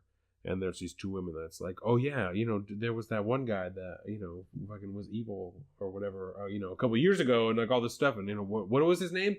And Bruce Willis is standing there and he's watching that same TV in the diner and he says, they called him Mr. Glass. Oh. And that's when I was like, oh, damn. Like, that's it. That's Unbreakable too, bitch. That's fucking sick. And that's when I knew that they were going to make a third one. And I was super hype on it. Yeah. Now I'm really excited because I want to watch all three. That's a great movie. Because I've heard good things about Split, for one. Oh, it's really good. And I love... Oh my God, what's his name? I'm going to blank on his name now. I always forget his name. The actor from Split? Yeah. Oh. Yeah. It's not Edward Norton. No. But I always try and do that to him. Yeah. It is fucking... I'm going to have to look him up. It's got a weird English name. Yeah, you know what I'm but saying? it's dope, though. It's a dope name. Yeah. So I'm just going to... Not Henry Cavill. James McAvoy. Damn it. Boom! I was about to say it. Your mind is a steel trap. It's a big steel trap, and it's not all the way full yet. So sometimes you got to dig through it. Especially for pop culture. Yeah. Like names like that. I don't know if I said this last week. Well, I did. I was talking about the Masked Show, about the people who sing masks on. Yeah. Fucking really good at that. Really good at that shit. I'm telling you. Got him. Something about it. Yeah. Something about it. So, watch out for that. Watch out for that. Salty balls and bellas. Shout out Jacob. The chocolate salty balls. So speaking of chocolate salty balls, let's talk about the Women's March. Oh. You see what I did there? Yeah, gotcha. So the Women's March is actually happening today as we speak. That was great. all across the nation, Yes. and I think a few parts elsewhere in the world. There was a great episode of The Daily yesterday about the Women's March that I would advise everybody to listen to before they listen to us have this conversation, because you may not completely understand it. This is true. You might also be super fucking triggered and offended by what we're going to say. God, I hope so. Yeah. I really hope so. Like that old lady who called us demonic Democrats. Oh, I love that. Demonic Democrats. Tell Jordan that's how I knew we were doing real things. You know, like, Yeah. That's how I know we're doing real shit. We got the crazy old lady crowd. Yeah, I like that. So yes, so the Women's March a year ago. The first one happened after President Trump. Yeah, 2016. Yeah, right. After he, like several days after he was inaugurated. Yeah. There was the Women's March. Elected. And then, Elected. was it elected? Maybe. Because it's January. Yeah. So it had to be after he was inaugurated. Yeah, because that's Election in November, Yeah. inauguration in January. Yep. So it might even have been the same day. I think it might have been. Fact check. That's the first one in a couple weeks, but I'm going to fact check that. Or maybe, Carolina, can you look that up for us? The date of the first Women's March? Because I kind of think it was the date of the inauguration, but was it? So there you go. So Boom. there's been one every year around that same time since Yeah. then, right? So after the first one happens, and it was put on, do you remember that woman's name who started it? Yeah, her name was... Oh, I'm going to have to pull up the article. So, give me a second. That's all right. You can do that. I'm going to talk about it. So there was a woman who started it, and she's Jewish. Usually, we don't like to talk about people's minorities. I'm just kidding. We bring it up all the time. But I only say that because it becomes important later in the story, right? Yes. So she starts it, and she's Jewish, and it's really... Teresa Shook. That's what it is? Shook. Yeah, Teresa Shook. You sure? Yeah, something like that. Yeah, I mean, she's the one that, as founder of the Women's March. Vanessa Rubel. That's what I'm thinking. who they Rubel. talked about. That's what yeah. Yeah, so Rubel, Bob Bland that's is the woman that I'm thinking Yeah. about, because she's the main Yes. part of this story that we're talking about. That's so who it she's was. one of the people that helps fund, what was it, Women First? That's what the movement is called? Is that what you said? First Women. There you go. Yeah, I don't remember exactly. Something But yeah, like that's that. who they talked about in the daily episode. Yes. And so... there we though. go. January 21st. So Boom. that was the date of the original Women's March with like the pussy hats and all that stuff. Yep. And so that after that happened, I guess they were having trouble keeping it going. You know. Yeah, they had a lot of messaging issues. Yes. They couldn't quite put their finger on what They're- they stood for. So they try and diversify, right? And so they come across another group of women that's like Linda Sarsour, Tamika and Mallory. and I think two other women. That Yeah, are, Bobby Brand or something like that. That are very prominent women of color, and also like what was the first? Who's Tamika Mallory or Linda Sarsour. Linda Sarsour, yeah. Yeah. So she's also really active, obviously with like the Islamic community and things like that. Yeah. And they also They're have ties pro-Palestine. and they also have ties, very direct ties to Louis Farrakhan, who is an open anti-Semite, open bigot, obviously towards Jews, and huge deal, right? Very involved with the Democrats. And so when They're they strange. So when they say they're going to come on to do the Women's March, they say they're only going to do it if they're going to be like leadership in the Women's March, you know? And then they start having conversations where they're telling Rubel that, you know, people don't give a shit what she has to say because she is part of white privilege, even though she's Jewish, right? Yeah. She's a white Jew, so she's got too much white privilege to lead the movement. And she can't be the head of this movement anymore that she started because she has white privilege. Because diversity. She's not speaking directly to the minorities and to these other people, and that's whose turn it is. And if they're not empowering this movement, then I mean, then it's not real. It shows the nature of the intersectional organization. It's crazy. And I don't know.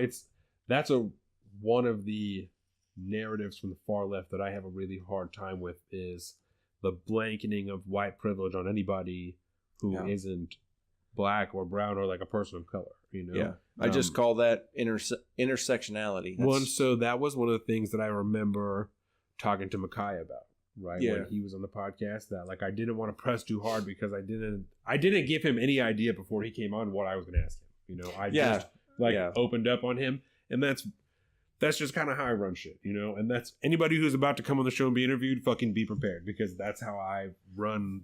That's just how I'm going to do interviews for the whole time that I'm doing this show, you know? Because if you have something to say, silence is a lie. And I mean, if you want to come on and talk to one of us, you know, we speak freely. Right. It's not. There's no dangerous territory to go into. I mean, we just talk. And I certainly didn't want to offend him, but my intent was also to challenge his ideas that maybe I weren't sure were correct, right? So we talked a little bit about racial inequality and stuff like that. We talked about Larry Elder, the guy who's been on Day Room before, and Makai obviously did not agree with everything Larry Elder had to say, and so we talked a little bit about that, and we talked about individual cases, which is, you know, when you get down to the individual, then it's the blanket statement doesn't matter anymore, right? But that's where you have to kind of deconstruct stuff like that, right? And so I used my own self as an example, right? So I came from like a single parent home. You know, I came from not, we weren't in poverty, but we were on food stamps several different times, you know, and we had government assistance. I had state insurance for fucking 6 or 7 years, you know, up until I turned 18. Like, and I hate to say it, but you technically were in poverty. That's being part of poverty, right? Yeah. And so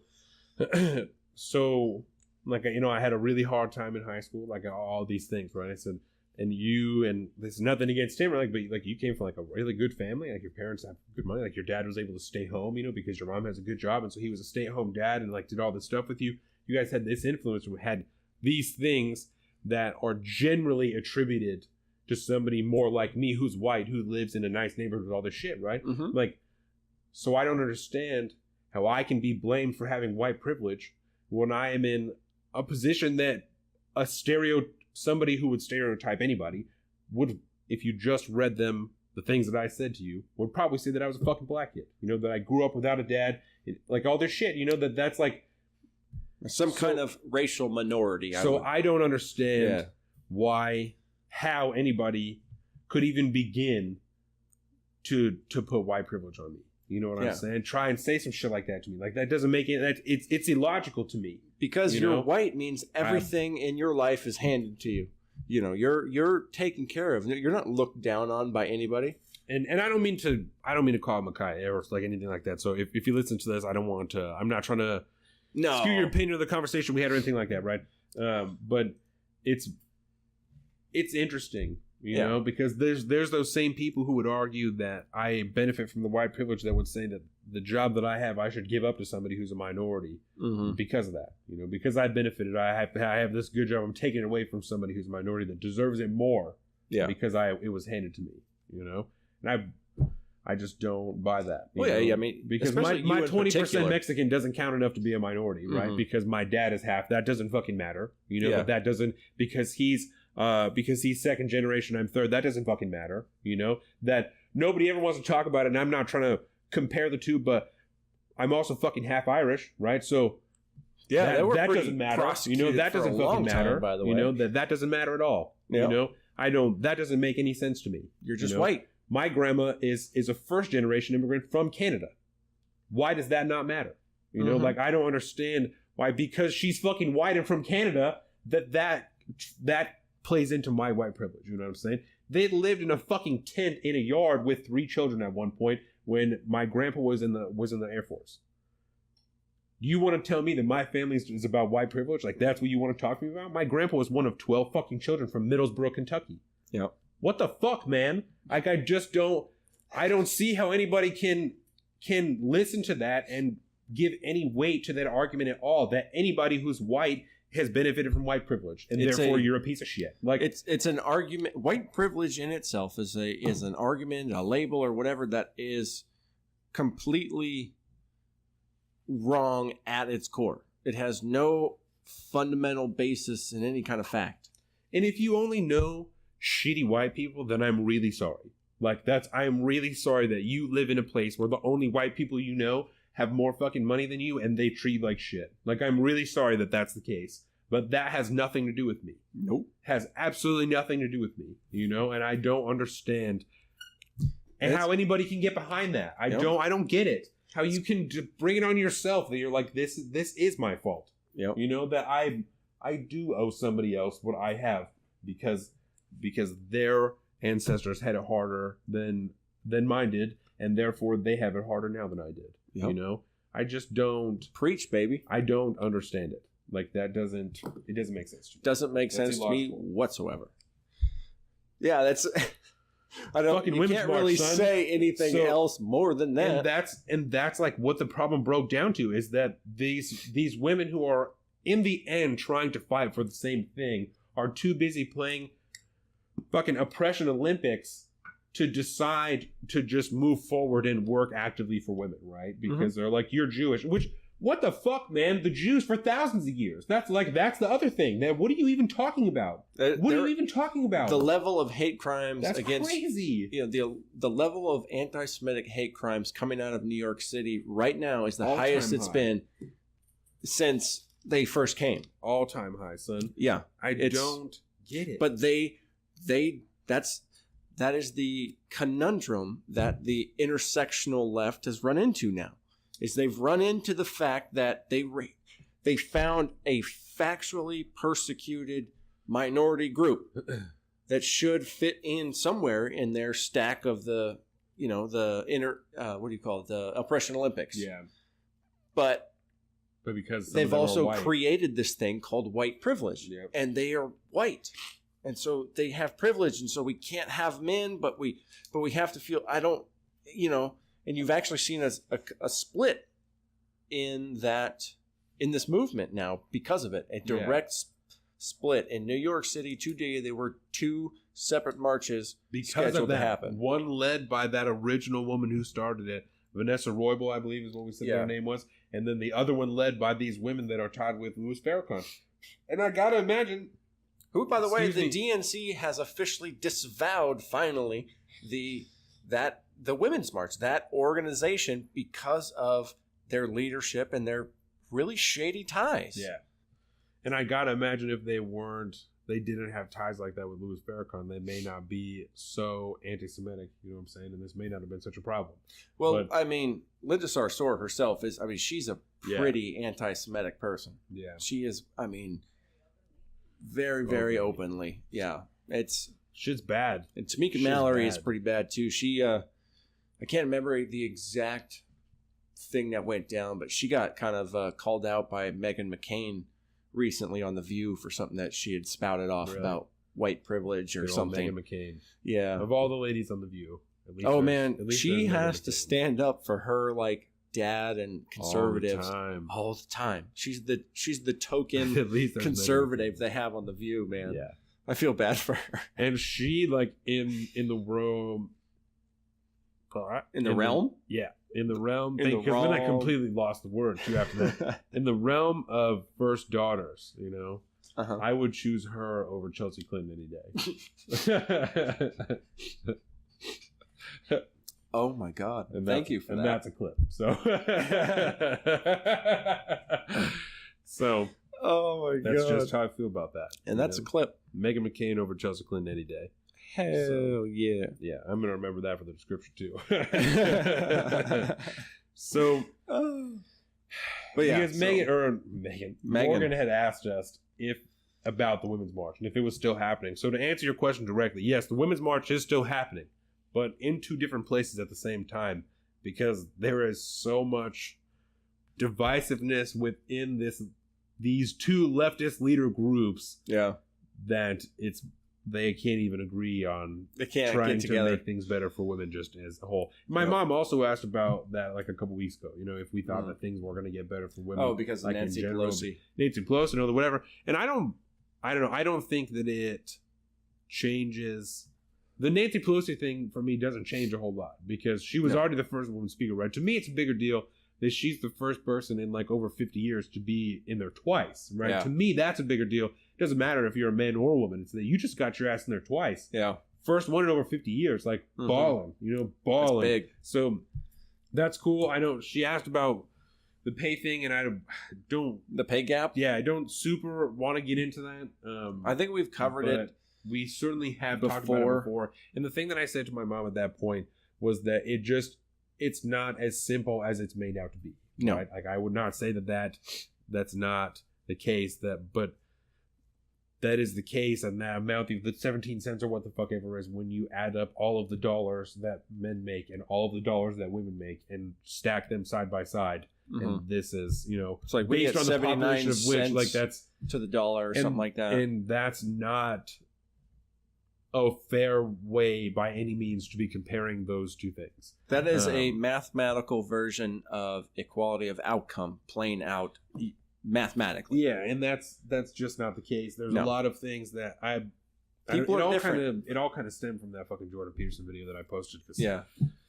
Because goddamn it, if anybody can take fucking logic in this world, but this like he's talked about it before, that like the analysis of that has been done before many times, and there's a fucking million factors that play into that have to do with psychological differences between men and women that make them more apt to take more dangerous jobs and longer hours, and more likely to take time off of work for children, and that men will do that. That men were more likely to take those jobs. Yes, and less likely to take more time off for children and stuff like that. Yeah. Like and that gets down to the fundamental, truth that men and women they're all very capable of a lot of things, but they're different. We're not the same. The glass ceiling that is generally talked about, I feel, is largely broken in most pains, because even just like 2 years ago, you had like the first female Army Ranger. So like even in all these other things that women are saying, well, we can't do that. Like we're not allowed to do that. Like they're doing it. It just takes that special woman that's willing to bust her fucking lady dick off to be an Army Ranger. Like that's some crazy shit that. Yep. Even most men are not Army Rangers. And so a lot of those, and there's so few women that are interested in doing that. Yes. It's like being a UFC fighter. Joe Rogan was talking about this the other day. The percentage of the population of men that want to be professional fighters. Way higher. It's way higher than the percentage of women that want to be fighters as well. It's just for whatever reason, there's just not as much interest. Yeah. And it's the same with every single industry in the world. Every single person is different. And men generally, kind of go one kind of way, and women kind of go a different way. Sometimes those ways kind of converge and cross. And I don't think that in 2019, there's much of any barriers preventing women from doing anything that they want, just like men. No. It's just some people just don't want to do things. And I believe that speaks for pretty much all arenas, right? Because that's one thing that I asked Makai that made me truly nervous to ask him, right? Was I asked him if he felt like there was something that he had the opportunity to, or that I had the opportunity for when I was growing up, that he didn't have the opportunity for when he was growing up. And he said no. And I said, so when we're talking about widespread discrimination, right? So we can't say that it's everywhere, because it's certainly not in this area. No. I said, so I would never tell you that doesn't exist. I said, but it is. I would argue that it is in certain areas in this country that it is that way. Yeah. I would not accept the argument that across this country as a whole, that is how it is. Specifically for the example that I just laid out to you, that you, as a black male, were not afforded any less opportunity in this community than I had as a white male of the same grade, the same age, and the same general economic opportunity. Yeah. Because neither of us went to college. We both stayed in town. We both work full-time jobs. We both do the same shit, Yep. So, because deep down, you're both just two different, separate individuals who have different life experience. Yeah. It doesn't matter if you're black, white, or any mix of color in the world. Everybody's different. Yeah. It's more based off of where you grow up than anywhere else, Yep. It's just, you can't pick who your parents are and what kind of life they have. And so you're kind of born into whatever life that they kind of had. You absolutely cannot pick your parents. That is for certain, Doug. Yeah. And I mean, realistically, I love you, Mom. The goal of most parents should be to be able to put yourself in a position so that your kids can have a better life than you did when you were their age. Absolutely. Right? Every parent kind of strives to do that, I believe. Absolutely. Any good parent. But not everybody, everybody's an individual. Those parents have problems of their own. They have a hard time getting through life and so on and so forth. Yeah. Everybody different, man. And it just shows why that intersectionality bullshit is just what it is. It's total bullshit. It does not matter.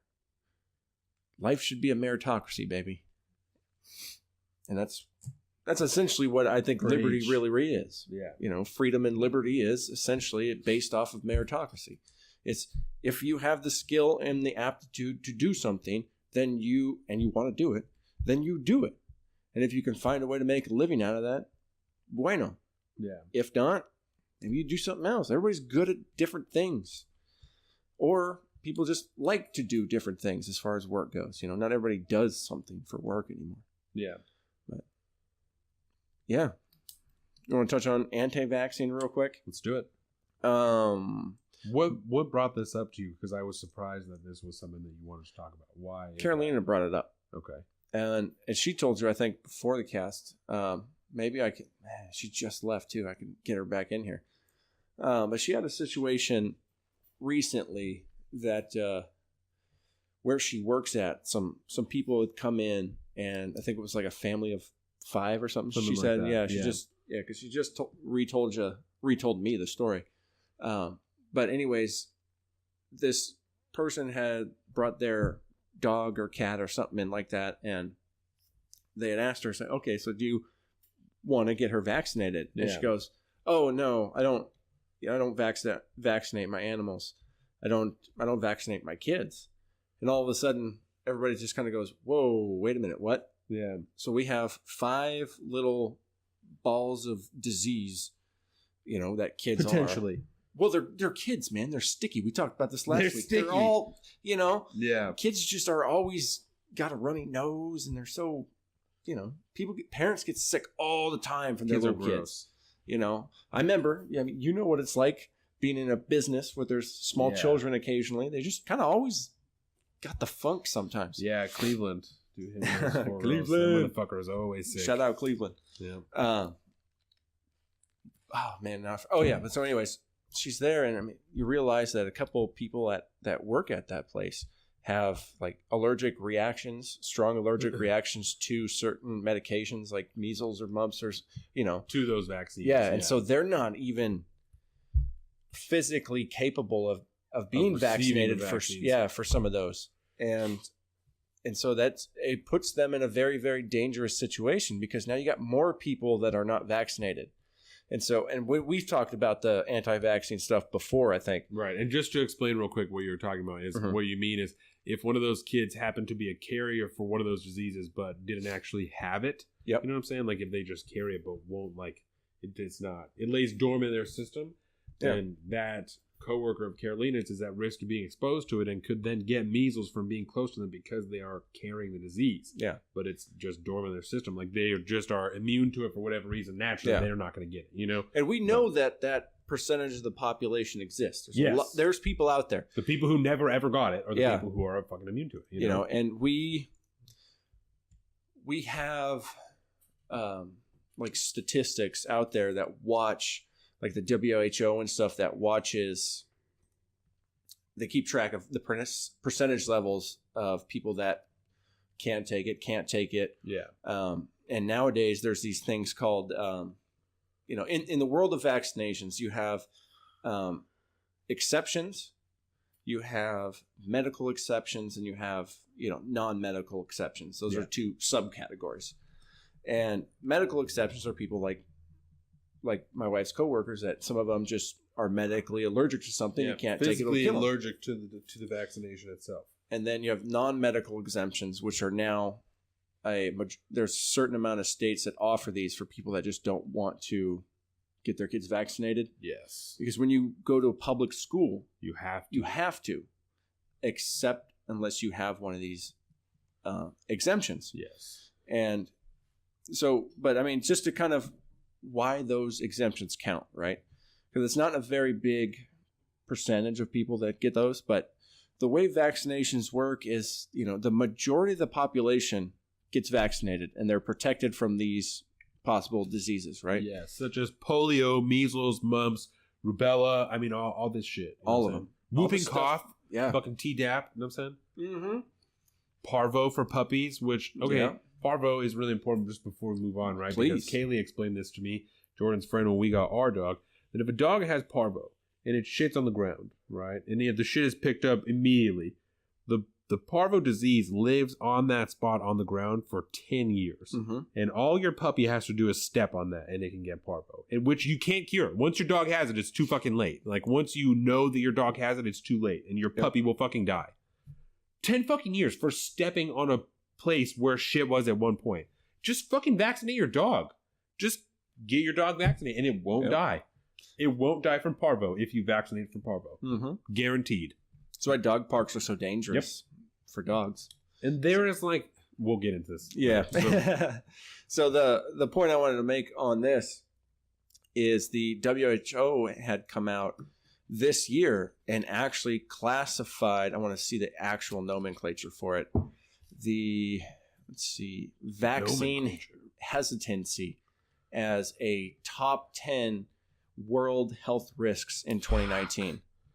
I mean, this is up there with air pollution and climate change, non-communicable diseases, such as like obesity, cancer, heart disease, so on and so forth. The global influenza, influenza pandemic, fragile and vulnerable settings. So like a lot of, like poverty-stricken areas. They look at all this stuff. Antimicrobial resistance is another one that's really scary these days. So we've been taking antibiotics for so long now that a lot of the viruses and these different things are changing. They're adapting and evolving in a way that we're afraid one day antibiotics won't work. Right. You heard, the common term is antibiotic resistant disease or bacteria. But Ebola is another one. Yeah. Weak primary health care. And dengue fever and HIV are still apparently in the top 10. So, one of the big arguments against vaccinations, right? The anti-vaccine argument. It used to be this movie that was called Vaxxed. Right? And it was like award-winning fucking festivals, all the shit, right? Yep. So I watched the movie because I've been on this for a long time. This has been like one of my cornerstone, like, fuck you, vaccinate your kids issues for a long time, right? And that's why when Morgan asked about it, I was like, oh, word. No, I got it. Yeah. And I also... This is important to know, right? When I grew up, my mom worked with adults with disabilities, I think, for 18 years. Yes. Right? So that shit was first nature to me. The whole time I was growing up, I was surrounded by people with disabilities, right? That was just my life. So that's just my life. So it's something that I became educated on just for being around it, right? Just as I was growing up, okay? So one of the big arguments for not vaccinating your kids is that people say that vaccinations can give your kids autism, right? Which, first of all, has been disproven like fucking a billion times, right? A billion times. But this movie, Vaxxed, they had one particular doctor who's like, his papers and his research was the cornerstone of all of these arguments, right? That he had shown ties with the combination MMR vaccination for children that it is likely to give your kid autism, right? So fucking not like 2 years after that movie came out, they found out that guy had lied in those papers and had forged that information. So there is like now no legitimate information or data that ties combination MMR vaccination to autism at all, right? So I watched this entire movie regardless of how fucking irritated I got while I was watching it, and just kind of kept notes of all the things that I didn't feel like were addressed. Right. And so a lot of these things, these vaccinations, the kids don't get until they're a little bit older. Right. So they're until like closer to like 1 or 2 years old. Right. Yeah. Shit like that. And so, or no, it's not that. They get it when they're babies. Right. But then these people are saying that like time goes by and the symptoms are delayed and then their baby starts showing symptoms of autism. Right. So autism itself is not a late onset disease, but does not always show signs at birth. It is almost always shows signs towards the age of 1 or 2, like when the kid starts to get older, right? Yeah, because I mean, and it's a baby. How are you going to know it has autism until it starts? That's something that's never addressed in the movie. Right? Yeah, there is also generally a regression, right, of skills, of motor skills, of function, of all that stuff, to the level that kid is going to be, that they're going to operate at with their autism, wherever it's going to be, right? there's generally a regression in those skills. Something that's never addressed in this movie. Not They don't always, talk but about generally. No, they're just saying that this is something that happened, but they don't address the fact that generally in children with autism, that is what happens. Yeah. Right? Why would you not ever even once put this in there? Because that movie's fucking propaganda. Yeah. Because it is a propaganda film that was passed on through, like I said, through festivals and then got some bullshit fucking award because it's propaganda based on lies. Yeah. You know what I'm You saying? you gotta Like- really be careful with documentaries. And I want to be these days. super clear, right? Because I will absolutely be vaccinating my child 100%. Yeah. Right? But because I would like to see how it happens, right? We're going to do them like one at a time, right? We're just going to lowering the risk of immune response, you know? So if something is going to happen, we're going to know which one it is. You know, Yeah. We're not going to get 3 or 4 in one day and then be like, I don't know which one of these things made this happen, you know? Yeah, because the worst thing you want is, I would imagine, is to hit them all at one time and then like have your child have like an allergic reaction to one and not know which one. And that's generally how it's done. But is I'm they not a get them doctor. all at one I don't time, know. and that's Yeah. fine. I don't think that there's anything wrong with that. There's nothing wrong with taking Mhm. your kid to the doctor and getting. As long as you're getting the vaccinations, do it however you're doing it, right? But this is just after the research I've done and the conversations, the podcast I've listened to on Step. Like that's how like what Rhonda Patrick did. That's what Joe Rogan did. You know, people like that. After I listened to conversations like this, Rhonda Patrick, I trust. Fucking, I would hand her Yeah. my kid the first time I met her. And be like, Yeah, right. watch him for a week. I don't, you know, he'll be fine. Please So, take him. like I just. Can't we just have like a once a month thing where we just leave our kid with you? Yeah. And then you make sure everything is health Everything wise is taken cool. care of and everything's perfect, and then you Yeah. give it back to us. So, you know, I don't, and I'm not going to space them out by years or anything like that, but just Mhm. 2 weeks. You know, back in 2 weeks, you can get another one, and then we'll be the fuck out of here. You know, he'll hate it, you know, he'll hate getting all those shots, but such is life. You know, I would rather just feel more comfortable with, like I said, with the lowered immune response of one at a time, get them all done, you know, because you got to have to go to school, and I'm certainly not going to tell you not to get it, because Yeah. I'll be damned if my kid's the first one to have fucking polio, you know, in 15 Oh years. my Like, God. I cannot imagine how terrible that parent is going to feel. The first parent of the kid who has polio for the first time since fucking FDR, you know, like I can't Because even they imagine. were like, well, I didn't Yep. want to vaccinate you because you didn't want to vaccinate your kid because Yep. you were scared he was going to get autism. They were going to get autism because girls are born too. I just don't.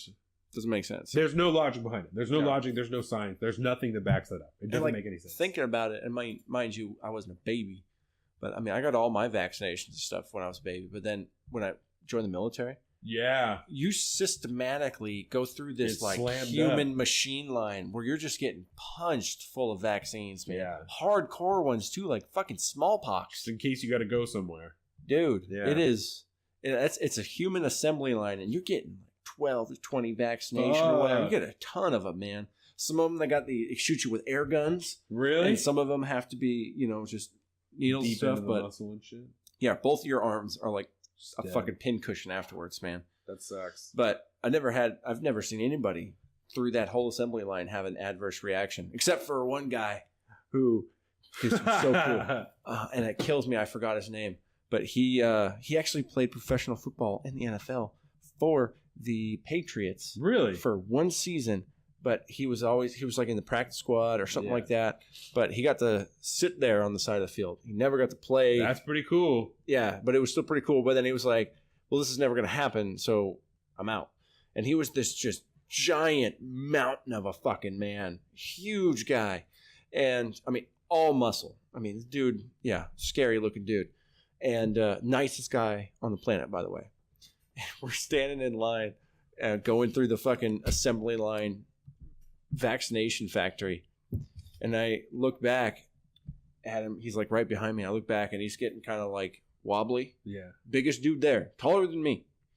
And all of a sudden, he just drops, passes out, Just scared of scared to needles? death of needles. No shit. Just out, dude. Oh, man. Yeah, it was messed up. They eventually had to basically lay him down. Like and put his then, feet up and shit. yeah, they tried to distract him and stuff like that, and they get him all situated. But when he was like essentially in the recovery position, they had to give him his immunizations. Yeah. But he passed out while it was happening. and It's that's that's the why they only- set him up. And yeah, That's the only time you've ever heard of any adverse reaction. yeah, literally. Mind you, I'm not a doctor, So Right. I don't see a lot, but Yeah, and so it's pretty crazy. there are all kinds of people, individuals, right, that will swear up and down for their whole lives that it is the vaccinations that gave their kids autism. Yeah. But from the research that I have done and seen, there is no indication, no strong or genuine indication that any of the vaccinations that we give to our children in America or in any of the developed Western nations Mm-hmm. have links to autism with your children. Yeah. Vaccinate your children, keep them safe, keep yourself safe, keep other people safe, keep Carolina's coworkers safe. Those stupid kids whose parents don't get, not stupid kids, but those kids whose stupid parents don't get them vaccinated, keep them safe. You know what I'm saying? Yeah, because like we said before, that's how vaccinations work. Is you create this, they call it like a blanket of protection or a cloud of protection. The idea is everybody gets it. Yeah, so the people that can't get it are protected because those are the only ones immune to it, and it's gone. We just need to make sure it doesn't come back. And those same people who don't vaccinate their kids will be like, well, if everybody gets it, then my kids will be fine. You know, Yeah. like that. But when enough people think that way, then you have There's a tipping point. Carolina said there's 16 cases of measles in Washington this year. Yeah, something like that. What the fuck? Well, and why? You know, why Seattle- is that happening? Yeah, Seattle, Washington, and Spokane, Washington now have been classified as hotspots for measles because there's so many people in Seattle that do not vaccinate their children that. That's ridiculous. And the really, really scary part is most of these hotspots, you're talking like Austin, Texas, Houston, Fort Worth, I hate it here. Salt Lake City, Phoenix, Arizona, Portland, Oregon. These places are all major metropolitan areas. And there's massive airports there. And this is why the WHO is concerned that this is one of the top 10 world health crises now. And it's right here in America because people don't want to fucking get their kids vaccinated. Right. Terrifying. We could have a self-imposed pandemic again from diseases that we have already eradicated. Eradicated. Boom. Is the medical fucking term. Eradicated. So that's how this, I think, became more contemporary again. Why it came back Ridiculous, up bro. because Carolina shared that and Morgan jumped in on it. She was all, because she's really passionate about this stuff too. But Well, she also worked with kids with disabilities, and she's like, that's bullshit. yeah. Yep. So I think that was all the heavy stuff we wanted to hit, right? I think so. So I wanted to, before we get going too much farther, kind of a fun topic. I was listening to the radio yesterday, Yes. and I don't know, it came somewhere via the social media network. There was like this, you know how there's that challenge thing going around? It's like your first profile picture now 10 years later or whatever. Yeah. There's this new one kind of going around that's actually kind of fun, and it is defend your favorite supervillain or villain. Yeah. And so you've seen people like defending like Gaston from Beauty and the Beast and like all these other different villains. Some people are picking super villains and stuff like that. So who is your favorite villain? Oh, man. I had to put you on the spot because I couldn't let you think about this. This all needs to be raw. And not even, I'll give you this one. The first one to come to mind, we'll do that. So it's probably going to be more topical. Sentinels. From the Sentinels. X-Men. Yeah. From X-Men? From the X-Men. Oh, as in, Yeah. and this is in kind of reference to the Wolverine podcast by chance? Or Those are versions of just in Sentinels, general? but I mean the more general version of the Sentinels, that are machines created by the government to hunt down mutants. Like that is like they have technology in them to identify mutant genes and to eradicate mutants. So now, do your best to defend your favorite villains. Mutants are a fucking blight on humanity. You know what I'm saying? And it's too dangerous. So the only way that we could really be safe from Magneto, from the Brotherhood of Evil, from all them motherfuckers, the only way that we could really be safe from the Hellfire Club, Good spin. the only way that we Yeah. can really be safe is to have Sentinels under control by the military. So, and by Weapon X in particular. So that's the only way that we can do it. That was perfect. I hate that you made me do that. That was so perfect. I hate that you made me do that. Well, do you want to know who mine is? Yes. Thanos. Really? Yes. Thanos is by far, I think, my favorite villain ever created. I don't like that you got to think about this first. I know, it's cheating. That's why I asked you first. Because that's like, it's lame because I figured it out. Like, me and my little protege at work, we were in the car going to a job site, and this came on, and so we had that conversation. Is it because maybe he's right? Yeah. I just said, because he's right. Yeah. Unfortunately. Because he's right. Because he's right. Not even maybe. He's right. There's too many fucking people. I'm sorry. He's got to restore We need balance to to the just universe. half the population and everything will be fine. But I mean, he was fair too, indiscriminate. Yeah. Half of everybody. It's random. every civilization he takes over, and he just brings out all of them. They split into 2 lines, and 1 line goes away. So I got another quick one that I can throw to you. Okay. Last week Ben Shapiro was talking about an article that came out, a report that came out about President Trump talking shit about NAFTA or the TPP or something like that, like in private, right? Ben Shapiro said he doesn't give a shit what the president says in private. You know, it doesn't matter. He's like, it's, you know, he's a grown man. He can say what he wants. He can say whatever, right? Mm-hmm. So let me ask you this. Richard Nixon, right? Richard Nixon, and there's even a fucking documentary that's called Nixon on Nixon that's on HBO that you can go and watch if you want, right? It is a compilation of his secret recordings from his desk in the White House, right? And in that, he says a lot of really anti-Semitic shit, a lot of racist shit, a lot of stuff about killing people, fuck them, all this stuff. So Ben Shapiro don't give a fuck that Richard Nixon's in his office talking about Jews have all the power, Jews have all the shit, Jews all the whatever, right? You don't give a fuck about what the president says in his private time. That's what you're saying to me, right? Fuck you, bro. That's a lie. That's a fucking lie. You don't care he said that because you don't want to be in NAFTA anymore. But if he sat down and said Jews are running the world and we got to change that shit, you would be up in fucking arms. You would not be like, oh, well, you know, he can say whatever he wants in private. It doesn't matter. Yeah. When he said grab him by the pussy, you had a problem with that, you know? Why? Why now? Because you agree with what he's saying and it doesn't matter? That's bullshit. That's a lie. That's my same problem with him now. Yeah. Failing to call out things and just going along with it. That's a fucking lie, It's dude. all bullshit. Yeah. And I mean, I understand why he says that and why he does that. Because that's his show.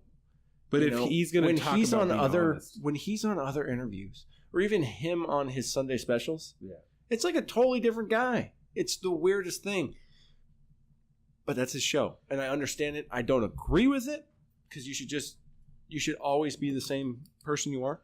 Yeah, but you know, when he does debates and stuff, like that's the way he runs his show. It's like he's always shooting. You know, he's like. That's why I talked in my dissent about it. He's always talking shit about AOC and, you know, all these presidential hopefuls that are coming out of the woodwork from the Democrat side right now. But he's not talking about what's really important. And by doing that, you're doing a fucking disservice. And it's the same type of thing here, but that's like the character he plays on his show. So I get it. I just don't agree with it. Yeah. So it's like, it's weird that you can rationalize it, that I can rationalize it and just be like, well, that's kind of who he is. I get it. And I just feel like if he's going to talk about being honest, you know, he should be honest. He should be. You shouldn't say shit like that. And then, I don't know. I don't dig it. That's, man. We're all about fucking honesty on this show. You know what I'm saying? And I try and be legit about that shit. So right. If you lie, I'm going to call you out about it. For shizzle. But I think that is all that I have. I mean, I have more stuff, but you know, we can get into like a little pop culture. Did you listen to any music this week? Yeah, any music you want to talk about? I've been listening to the Spider-Man soundtrack. Have you listened to it at all? No, it's but you really talked good. about it last time I saw you. I mean, it's got some heat, man. Yeah, some good shit. Yeah, all of it, not just that one Post Malone song, but right. It's a lot of it's pretty good. My brother David told me, and I don't know if this is the truth, but he told me that Post Malone's tour manager quit because he smells like shit. And I can see that. He looks like if you touched him, he'd be sticky. So there's a lot of people who've just been complaining about how bad he smells. I can't stand people that smell bad, dude. Stink? Yeah, it's bad. Yeah. It's like, dude, just take a fucking shower. Yeah. Now it's 2019, bro. We're not living back in the Middle Ages. There's that one guy that, we used to. Yep. Terrible. All the time. All the time. Still like that. Weird. Yeah. It's a weird deal. It also happens with people that kind of involved in the wrong type of drugs. Yeah. They just all of a sudden, like, just tweakers in general, even. They just stink like shit. Yeah, because if you've never been around a tweaker, they fucking smell. Yeah. Pretty generally. You can see them coming. Yeah. It's really easy to hunt. What's your favorite song off Spider-Man soundtrack? Sunflower. Is who? It's still the same one. Is that the Post Malone one? Post Malone and Sway Lee or Swally. Right. Yeah. It's mostly him, and Post Malone does like a third of it, but yeah. It's good shit though, man. I've been listening to a lot of System of a Down this week. Yeah, you tweeted something about that. I was like, I didn't see that. Yeah, it's pretty abnormal for me. But I was listening to Tenacious D for a while, like just for like a little bit, and then I just got like in a fucking. I could see that being a good segue. Yeah, I was like, I'm just trying to listen to some fucking metal, and so I was listening to like fucking Dio and shit, like old school shit. Yeah, and then I got to like System of a Down. Yeah. Look at you. Yeah, it's been a weird week, dude. It's been a weird week. But I think that's all I have, like pop culture and shit. We can get into some sports if you want. Sports. Oh, did I have anything else pop culture? I'm trying to think. I thought there was more thing. Red Dead Online. Yes. So I'm gonna have 2 weeks off. So me, you, and Jacob need to be on fucking Red Dead Online. You got 2 weeks off? When the baby gets here, I'm gonna have 2 weeks off. Bro, I'm taking 2 weeks off, dog. Yeah. I wish I could take 2 weeks so, off. I'm going to be playing. I mean, I'm obviously going to be really busy, but there's going to be lots of downtime. Going to be 2 hour clips where the baby sleeps. Yeah. So I've always heard that, like, one of my old bosses had a baby when he was 40, his first kid. Damn. Yeah. It took a while for them to. I mean, but it all worked out. Super healthy baby. No judgment. Great. That's what's up.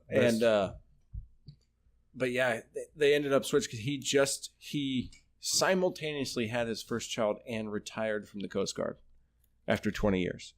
And so he's on retirement, and his wife gives birth, and she's got to go back to work because she is a special ed school teacher in Long Island, and they fucking make bank. Yeah. A lot. Like, we're talking like 6 figures after a few years. Cash out there. Yeah. And so they devised this system where she would be gone during the day. So he would watch the baby during the day, and then when she would come home, she'd take care of the baby until she went to bed, and then he'd get back up. Every time at night, he would just stay with the baby, and he basically became nocturnal. It was weird for a while, but it worked out. They just had this system going. That's kind of cool. And but during that time, he found that it's like you have periods where you're really occupied, but then you have a lot of downtime, but not enough to like go anywhere because you're not going to leave the baby. Right. And so you have lots of downtime that you can't really do much. And he got really into playing his PS4 at the time. Really into it, especially during the middle of the night when there's nothing to do and his wife is sleeping. He can't do projects or anything because he's got to be quiet. Right. And so he just fucking played a ton of video games. Took care of the kid. Slap my headset on and just fucking tap in, bro. That's really funny. So that's what you're going to be doing. Yeah. You're going to be doing that like a champ. I'm Yeah. excited. I'm going to have to, because I got to the point in Red Dead where I started my camp. Yeah. But. And I've only played a little bit after that. I've done because there's some like matchmaking stuff that you can do. I thought was interesting when you do a mission and then like a big one, then it's matchmaking. Like you do it in a group of the people. Yeah. But then. If you've never played GTA Online, did you ever play GTA I have Online? not. No, it's the same way with that. Pretty similar. Yeah. Okay. And then there's other side stuff like games that you can play. You know, that's like one's called Gun Rush, and you have to like just get in and there's a fuckload of guns in the middle, and you got to try and get to the other people. You played that? Yep. Yeah. So, it's very GTA like, and it's actually they're saying that they've had a problem with it plateauing now. Yeah. And they're not rising. But to me, that's fine because when GTA Online first started, there's so many people there's so many like troll players. Yeah. That would they join up on a team and you guys are out to do a mission or something like that, and they just fuck off and like piss everybody off and shoot each other. It's just garbage. So hopefully Red Dead's more legit with that. So I've been doing it online. I also started a new campaign where I'm going to be as bad as I possibly can. Nice. So I'm really excited for that. That one's been a lot of fun so far. And yeah, so I'm going to keep doing that. I got Fallout 76, so I got to keep playing that too. But that one's harder because it's all online. Yeah. So like you have to have time to play it because you can't just stop in the middle of it. But so is Red Dead Online. It's like that too, but it's easier to. Yeah, because the missions aren't like that long. Right. So into motherfucking sports, right? I already said that shit, but BT Dubs. Before we go to sports, sorry, yes. One more time. Yep. Carolina started this thing recently. She used to play a lot online in some pretty big like clans and stuff like that. Yeah. But she started playing a lot more again with her like old clan members and stuff, and but they're all like Twitch streamers now. Yeah. And so she started Twitch streaming, and she's getting like due to kind of like the hookups and stuff. All like these people that are literally getting paid, like her online friends are getting paid from ad reads and stuff while they're playing. They're like sending subscribers and stuff her way. It's really cool. She's gonna be fucking famous, bro. Watch. I got to get her a little cam set up. I'm gonna be furious. But yeah, man. I'm gonna beat her. I will ride those coattails all day long. Bro. I don't give a shit. She has to wear a Salt of the Streets shirt every time she streams. Well, she has to do. She turned a couple her streamer people onto us. Good. And they're like, dude, I love that podcast. Fuck yeah. So know you're in good company. Shout out, guys. Thank you. But yeah, okay, sports, right? So Tom Brady officially has more playoff wins than any quarterback has playoff appearances. Right, so let that sink in. Right, fuck you, Tom Brady. Here's another thing that's going to make you hate the Pats. But I was listening to Colin Cowherd this week, and he's saying if there's any year to beat the Pats, it's this year, right? Because next year, Patriots have 12 draft picks. Right. Not only do they have 12 draft picks, they have 6 in the first 3 rounds. So the Pats are stacking their shit next year. You know what I'm saying? So is that all you had on the Pats? Because I wanted to talk Pats for a second. Yep. What you got? Because I've heard a lot of rumors this year with kind of due to Gronk's, I guess, reputation. Yeah. You know, he doesn't get a lot of play because people know now to just stack it against him. And I think we had talked a little bit about it, you know, maybe a month or so ago, but like, is he looking to maybe retire or something soon? Yes, because he's also had a lot of injury with his back and stuff like that. Yeah, that big fucking elbow brace that he wears. So he was out like a lot, like half of the year this year. Yeah. So he is looking at retiring in the offseason because he doesn't want to be traded. Because they were talking about trading him last offseason. He said that he would retire if he got traded. He wouldn't play for anybody else. He only wants to play for Tom Brady. So he wasn't gonna play for anyone else. That's respectable. But I like that. He also, Rob Gronkowski, has not spent a single cent of the money that he has earned from the Patriots. Yeah. Rob Gronkowski has lived this entire time off of his royalty checks and off of all of the endorsements that he's done. He's a good dude. That's what he's living on. He's kind of a bro, but he's a good dude. He's obviously at least smart enough or has a good enough advisor that's like, listen here, son. Yeah. This is how you fucking win. So, and I think about that with all those draft picks and stuff coming up. It's, you know, if he does bounce, what kind of team are they going to build? So they got to probably start looking for a quarterback because Tom Brady's not going to be around forever. I think he's likely to play next year, especially if they win another Super Bowl. Tom Brady will play again, I think. Yeah. If he's still got it, you know. But he also might have a chip on his shoulder if he doesn't win one this year that he wants another one. So I can see him coming back next year, right? And he was okay during regular season, but he's in the fucking playoffs now. Like he's in the championship round for the AFC. So he locked up his division again for like the 10th time in a row.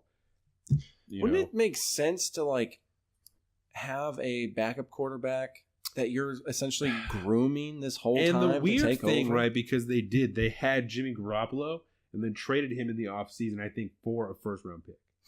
So, because they had Jimmy Garoppolo signed a fucking enormous contract with San Francisco, like one of the biggest ones ever. So, I mean, he's good enough that, like, he did great when Brady was out last year or 2 years ago when he was suspended for the first 4 games. Garoppolo played. And he did great. Yeah. You know? And he did great in San Francisco, except he's not. There's only so much doesn't you can protect do. himself enough. Yeah. That's what it is. And So they had one and got rid of it. And they had Jacoby Brissett and got rid of him. And now they have fucking Matt Castle or Matt Hoyer or some stupid shit like that. But that guy's not, fucking starter. So we could watch, definitely in our lifetime, the Pats may not be the fucking all-star team they've been for so long. Sooner rather than later. It's possible. If they get some really shitty draft picks, I would love that so much, though. Oh, somebody else's turn, man. Come on. Yeah. So I want somebody like the Browns. I really do. Seahawks signed a quarterback, Paxton Lynch, to be the backup for Russell Wilson. The Cowboys fired their offensive coordinator, Scott Linehan. Ooh. And then I wanted to talk to you about kickers real quick. Yeah. Right? Because we obviously had a problem with Janikowski, right? Fucking chain-smoking trailer trash. So I wanted to ask you how you think you handle a kicker, right? Because you have the option, you can go out and you can pay somebody, right? Uh-huh. But that's what the Bears did this offseason. They paid Cody Parkey, and then he missed this fucking field goal. Well, got blocked. It doesn't matter, right? But so they paid him, right? And this happens. A couple of years ago, the Buccaneers used a second-round pick on a kicker, Roberto Aguayo, and they cut him this year. And he went and played for somebody else and sucked for them, So there are risks either way if you're going to spend draft capital or money on a kicker, right? Yeah. So, do you just draft somebody low and hope that they turn out well? Do you have a couple and then just do competition all the time, to see who's going to be the best? Because it doesn't. God, I would. Because it doesn't do you have a backup at all? Because that's the position that we're in with Janikowski, that we didn't have a backup, and that's why Michael Dixon had to go in and do that shit. Yep. He's the backup kicker, but there's some stuff that we don't expect him to be able to do because he's a punter, and there you run into this position. But if you have, and I would say we did not lose that game because he had to be the kicker. No, we did not lose that game because of that fucking shit that week. That onside kick was rough. Yeah, but he doesn't do that stuff. No, that was and you can't expect that out of him. That's the first time he's ever done that. And there's no way you're practicing that at practice. No, the onside kicks with. But maybe Dixon. You should. So maybe you should have kicker, a backup, and your standard punter. But essentially have all three of them trained enough to do each other's jobs. Cross training. And it's certainly an idea, right? But if you have a kicker that is able to stay healthy all year, that you're wasting one of the roster spots in the 53 for a kicker who you got to pay $497,000 to sit on your bench and not do anything. Yeah, and there's got to be definitely a bigger money aspect to than just a college team. Right. Where you may have the people, but you don't have to pay them. Because he can be the holder, but generally the backup quarterback is the holder, so that if you're going to do any type of fucking sneak or fake kick or anything like that, he can pick it up and just dump it. So that's, I don't know. I wouldn't want to pay two kickers because it's a fucking waste. I would rather, if someone gets hurt, drop him and pick someone else up. Or, unless you can utilize somebody, like if you had their own special teams two also. Kickers. Yeah. And maybe one of your kickers is better at your long distance, hey, we need to make this. We're at, it's a 50-yard field goal. It's a 45-yard field goal. And then, your more junior guy, while he's working up or whatever, can just essentially kick field goals. Or maybe he's just better at field goals and extra point. Yeah, that's what I mean. Extra point. Sorry. Morgan's gonna yell at me for that one. Every slip up I have when I try to talk sports, she just come on, Colin, shanks me with a prison shank. But I mean, I would think that would be cool. Why would you have Dixon? Maybe it's because I don't know much about the kicking world, but why wouldn't you have him cross training to kick field goals too? Yeah, I mean you're out there on special teams, and you have I guarantee you there's a kicking coach, right? Right. Have him out there with all three of them cross-training each other. Because there's no sense in not being prepared. Yeah. No sense in not being prepared for it. You certainly don't need to practice that all the time. Yeah. Like I said, sense in not being prepared for something to happen. I don't have enough knowledge to know that just by me saying that is ignorant, because the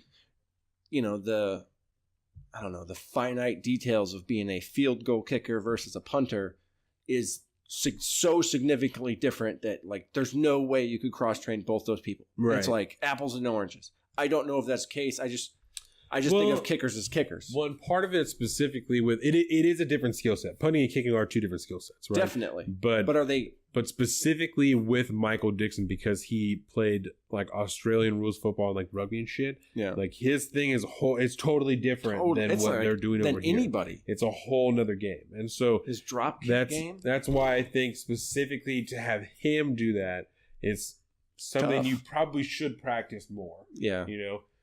It's not something I expect him to be perfect at, especially an onside kick. You know, I don't expect him to be perfect at that, because if you look at even the amount of onside kicks across the NFL that were successful the year, it's like less than 10%. Yeah. So even it's always an incredibly difficult thing. Yeah, to do. even the people who train on it, shit just doesn't really happen that much. You know, Yeah. it's really easy to see. When you're going to do an onside kick, so people are standing there waiting to catch it. So it just doesn't happen. Like.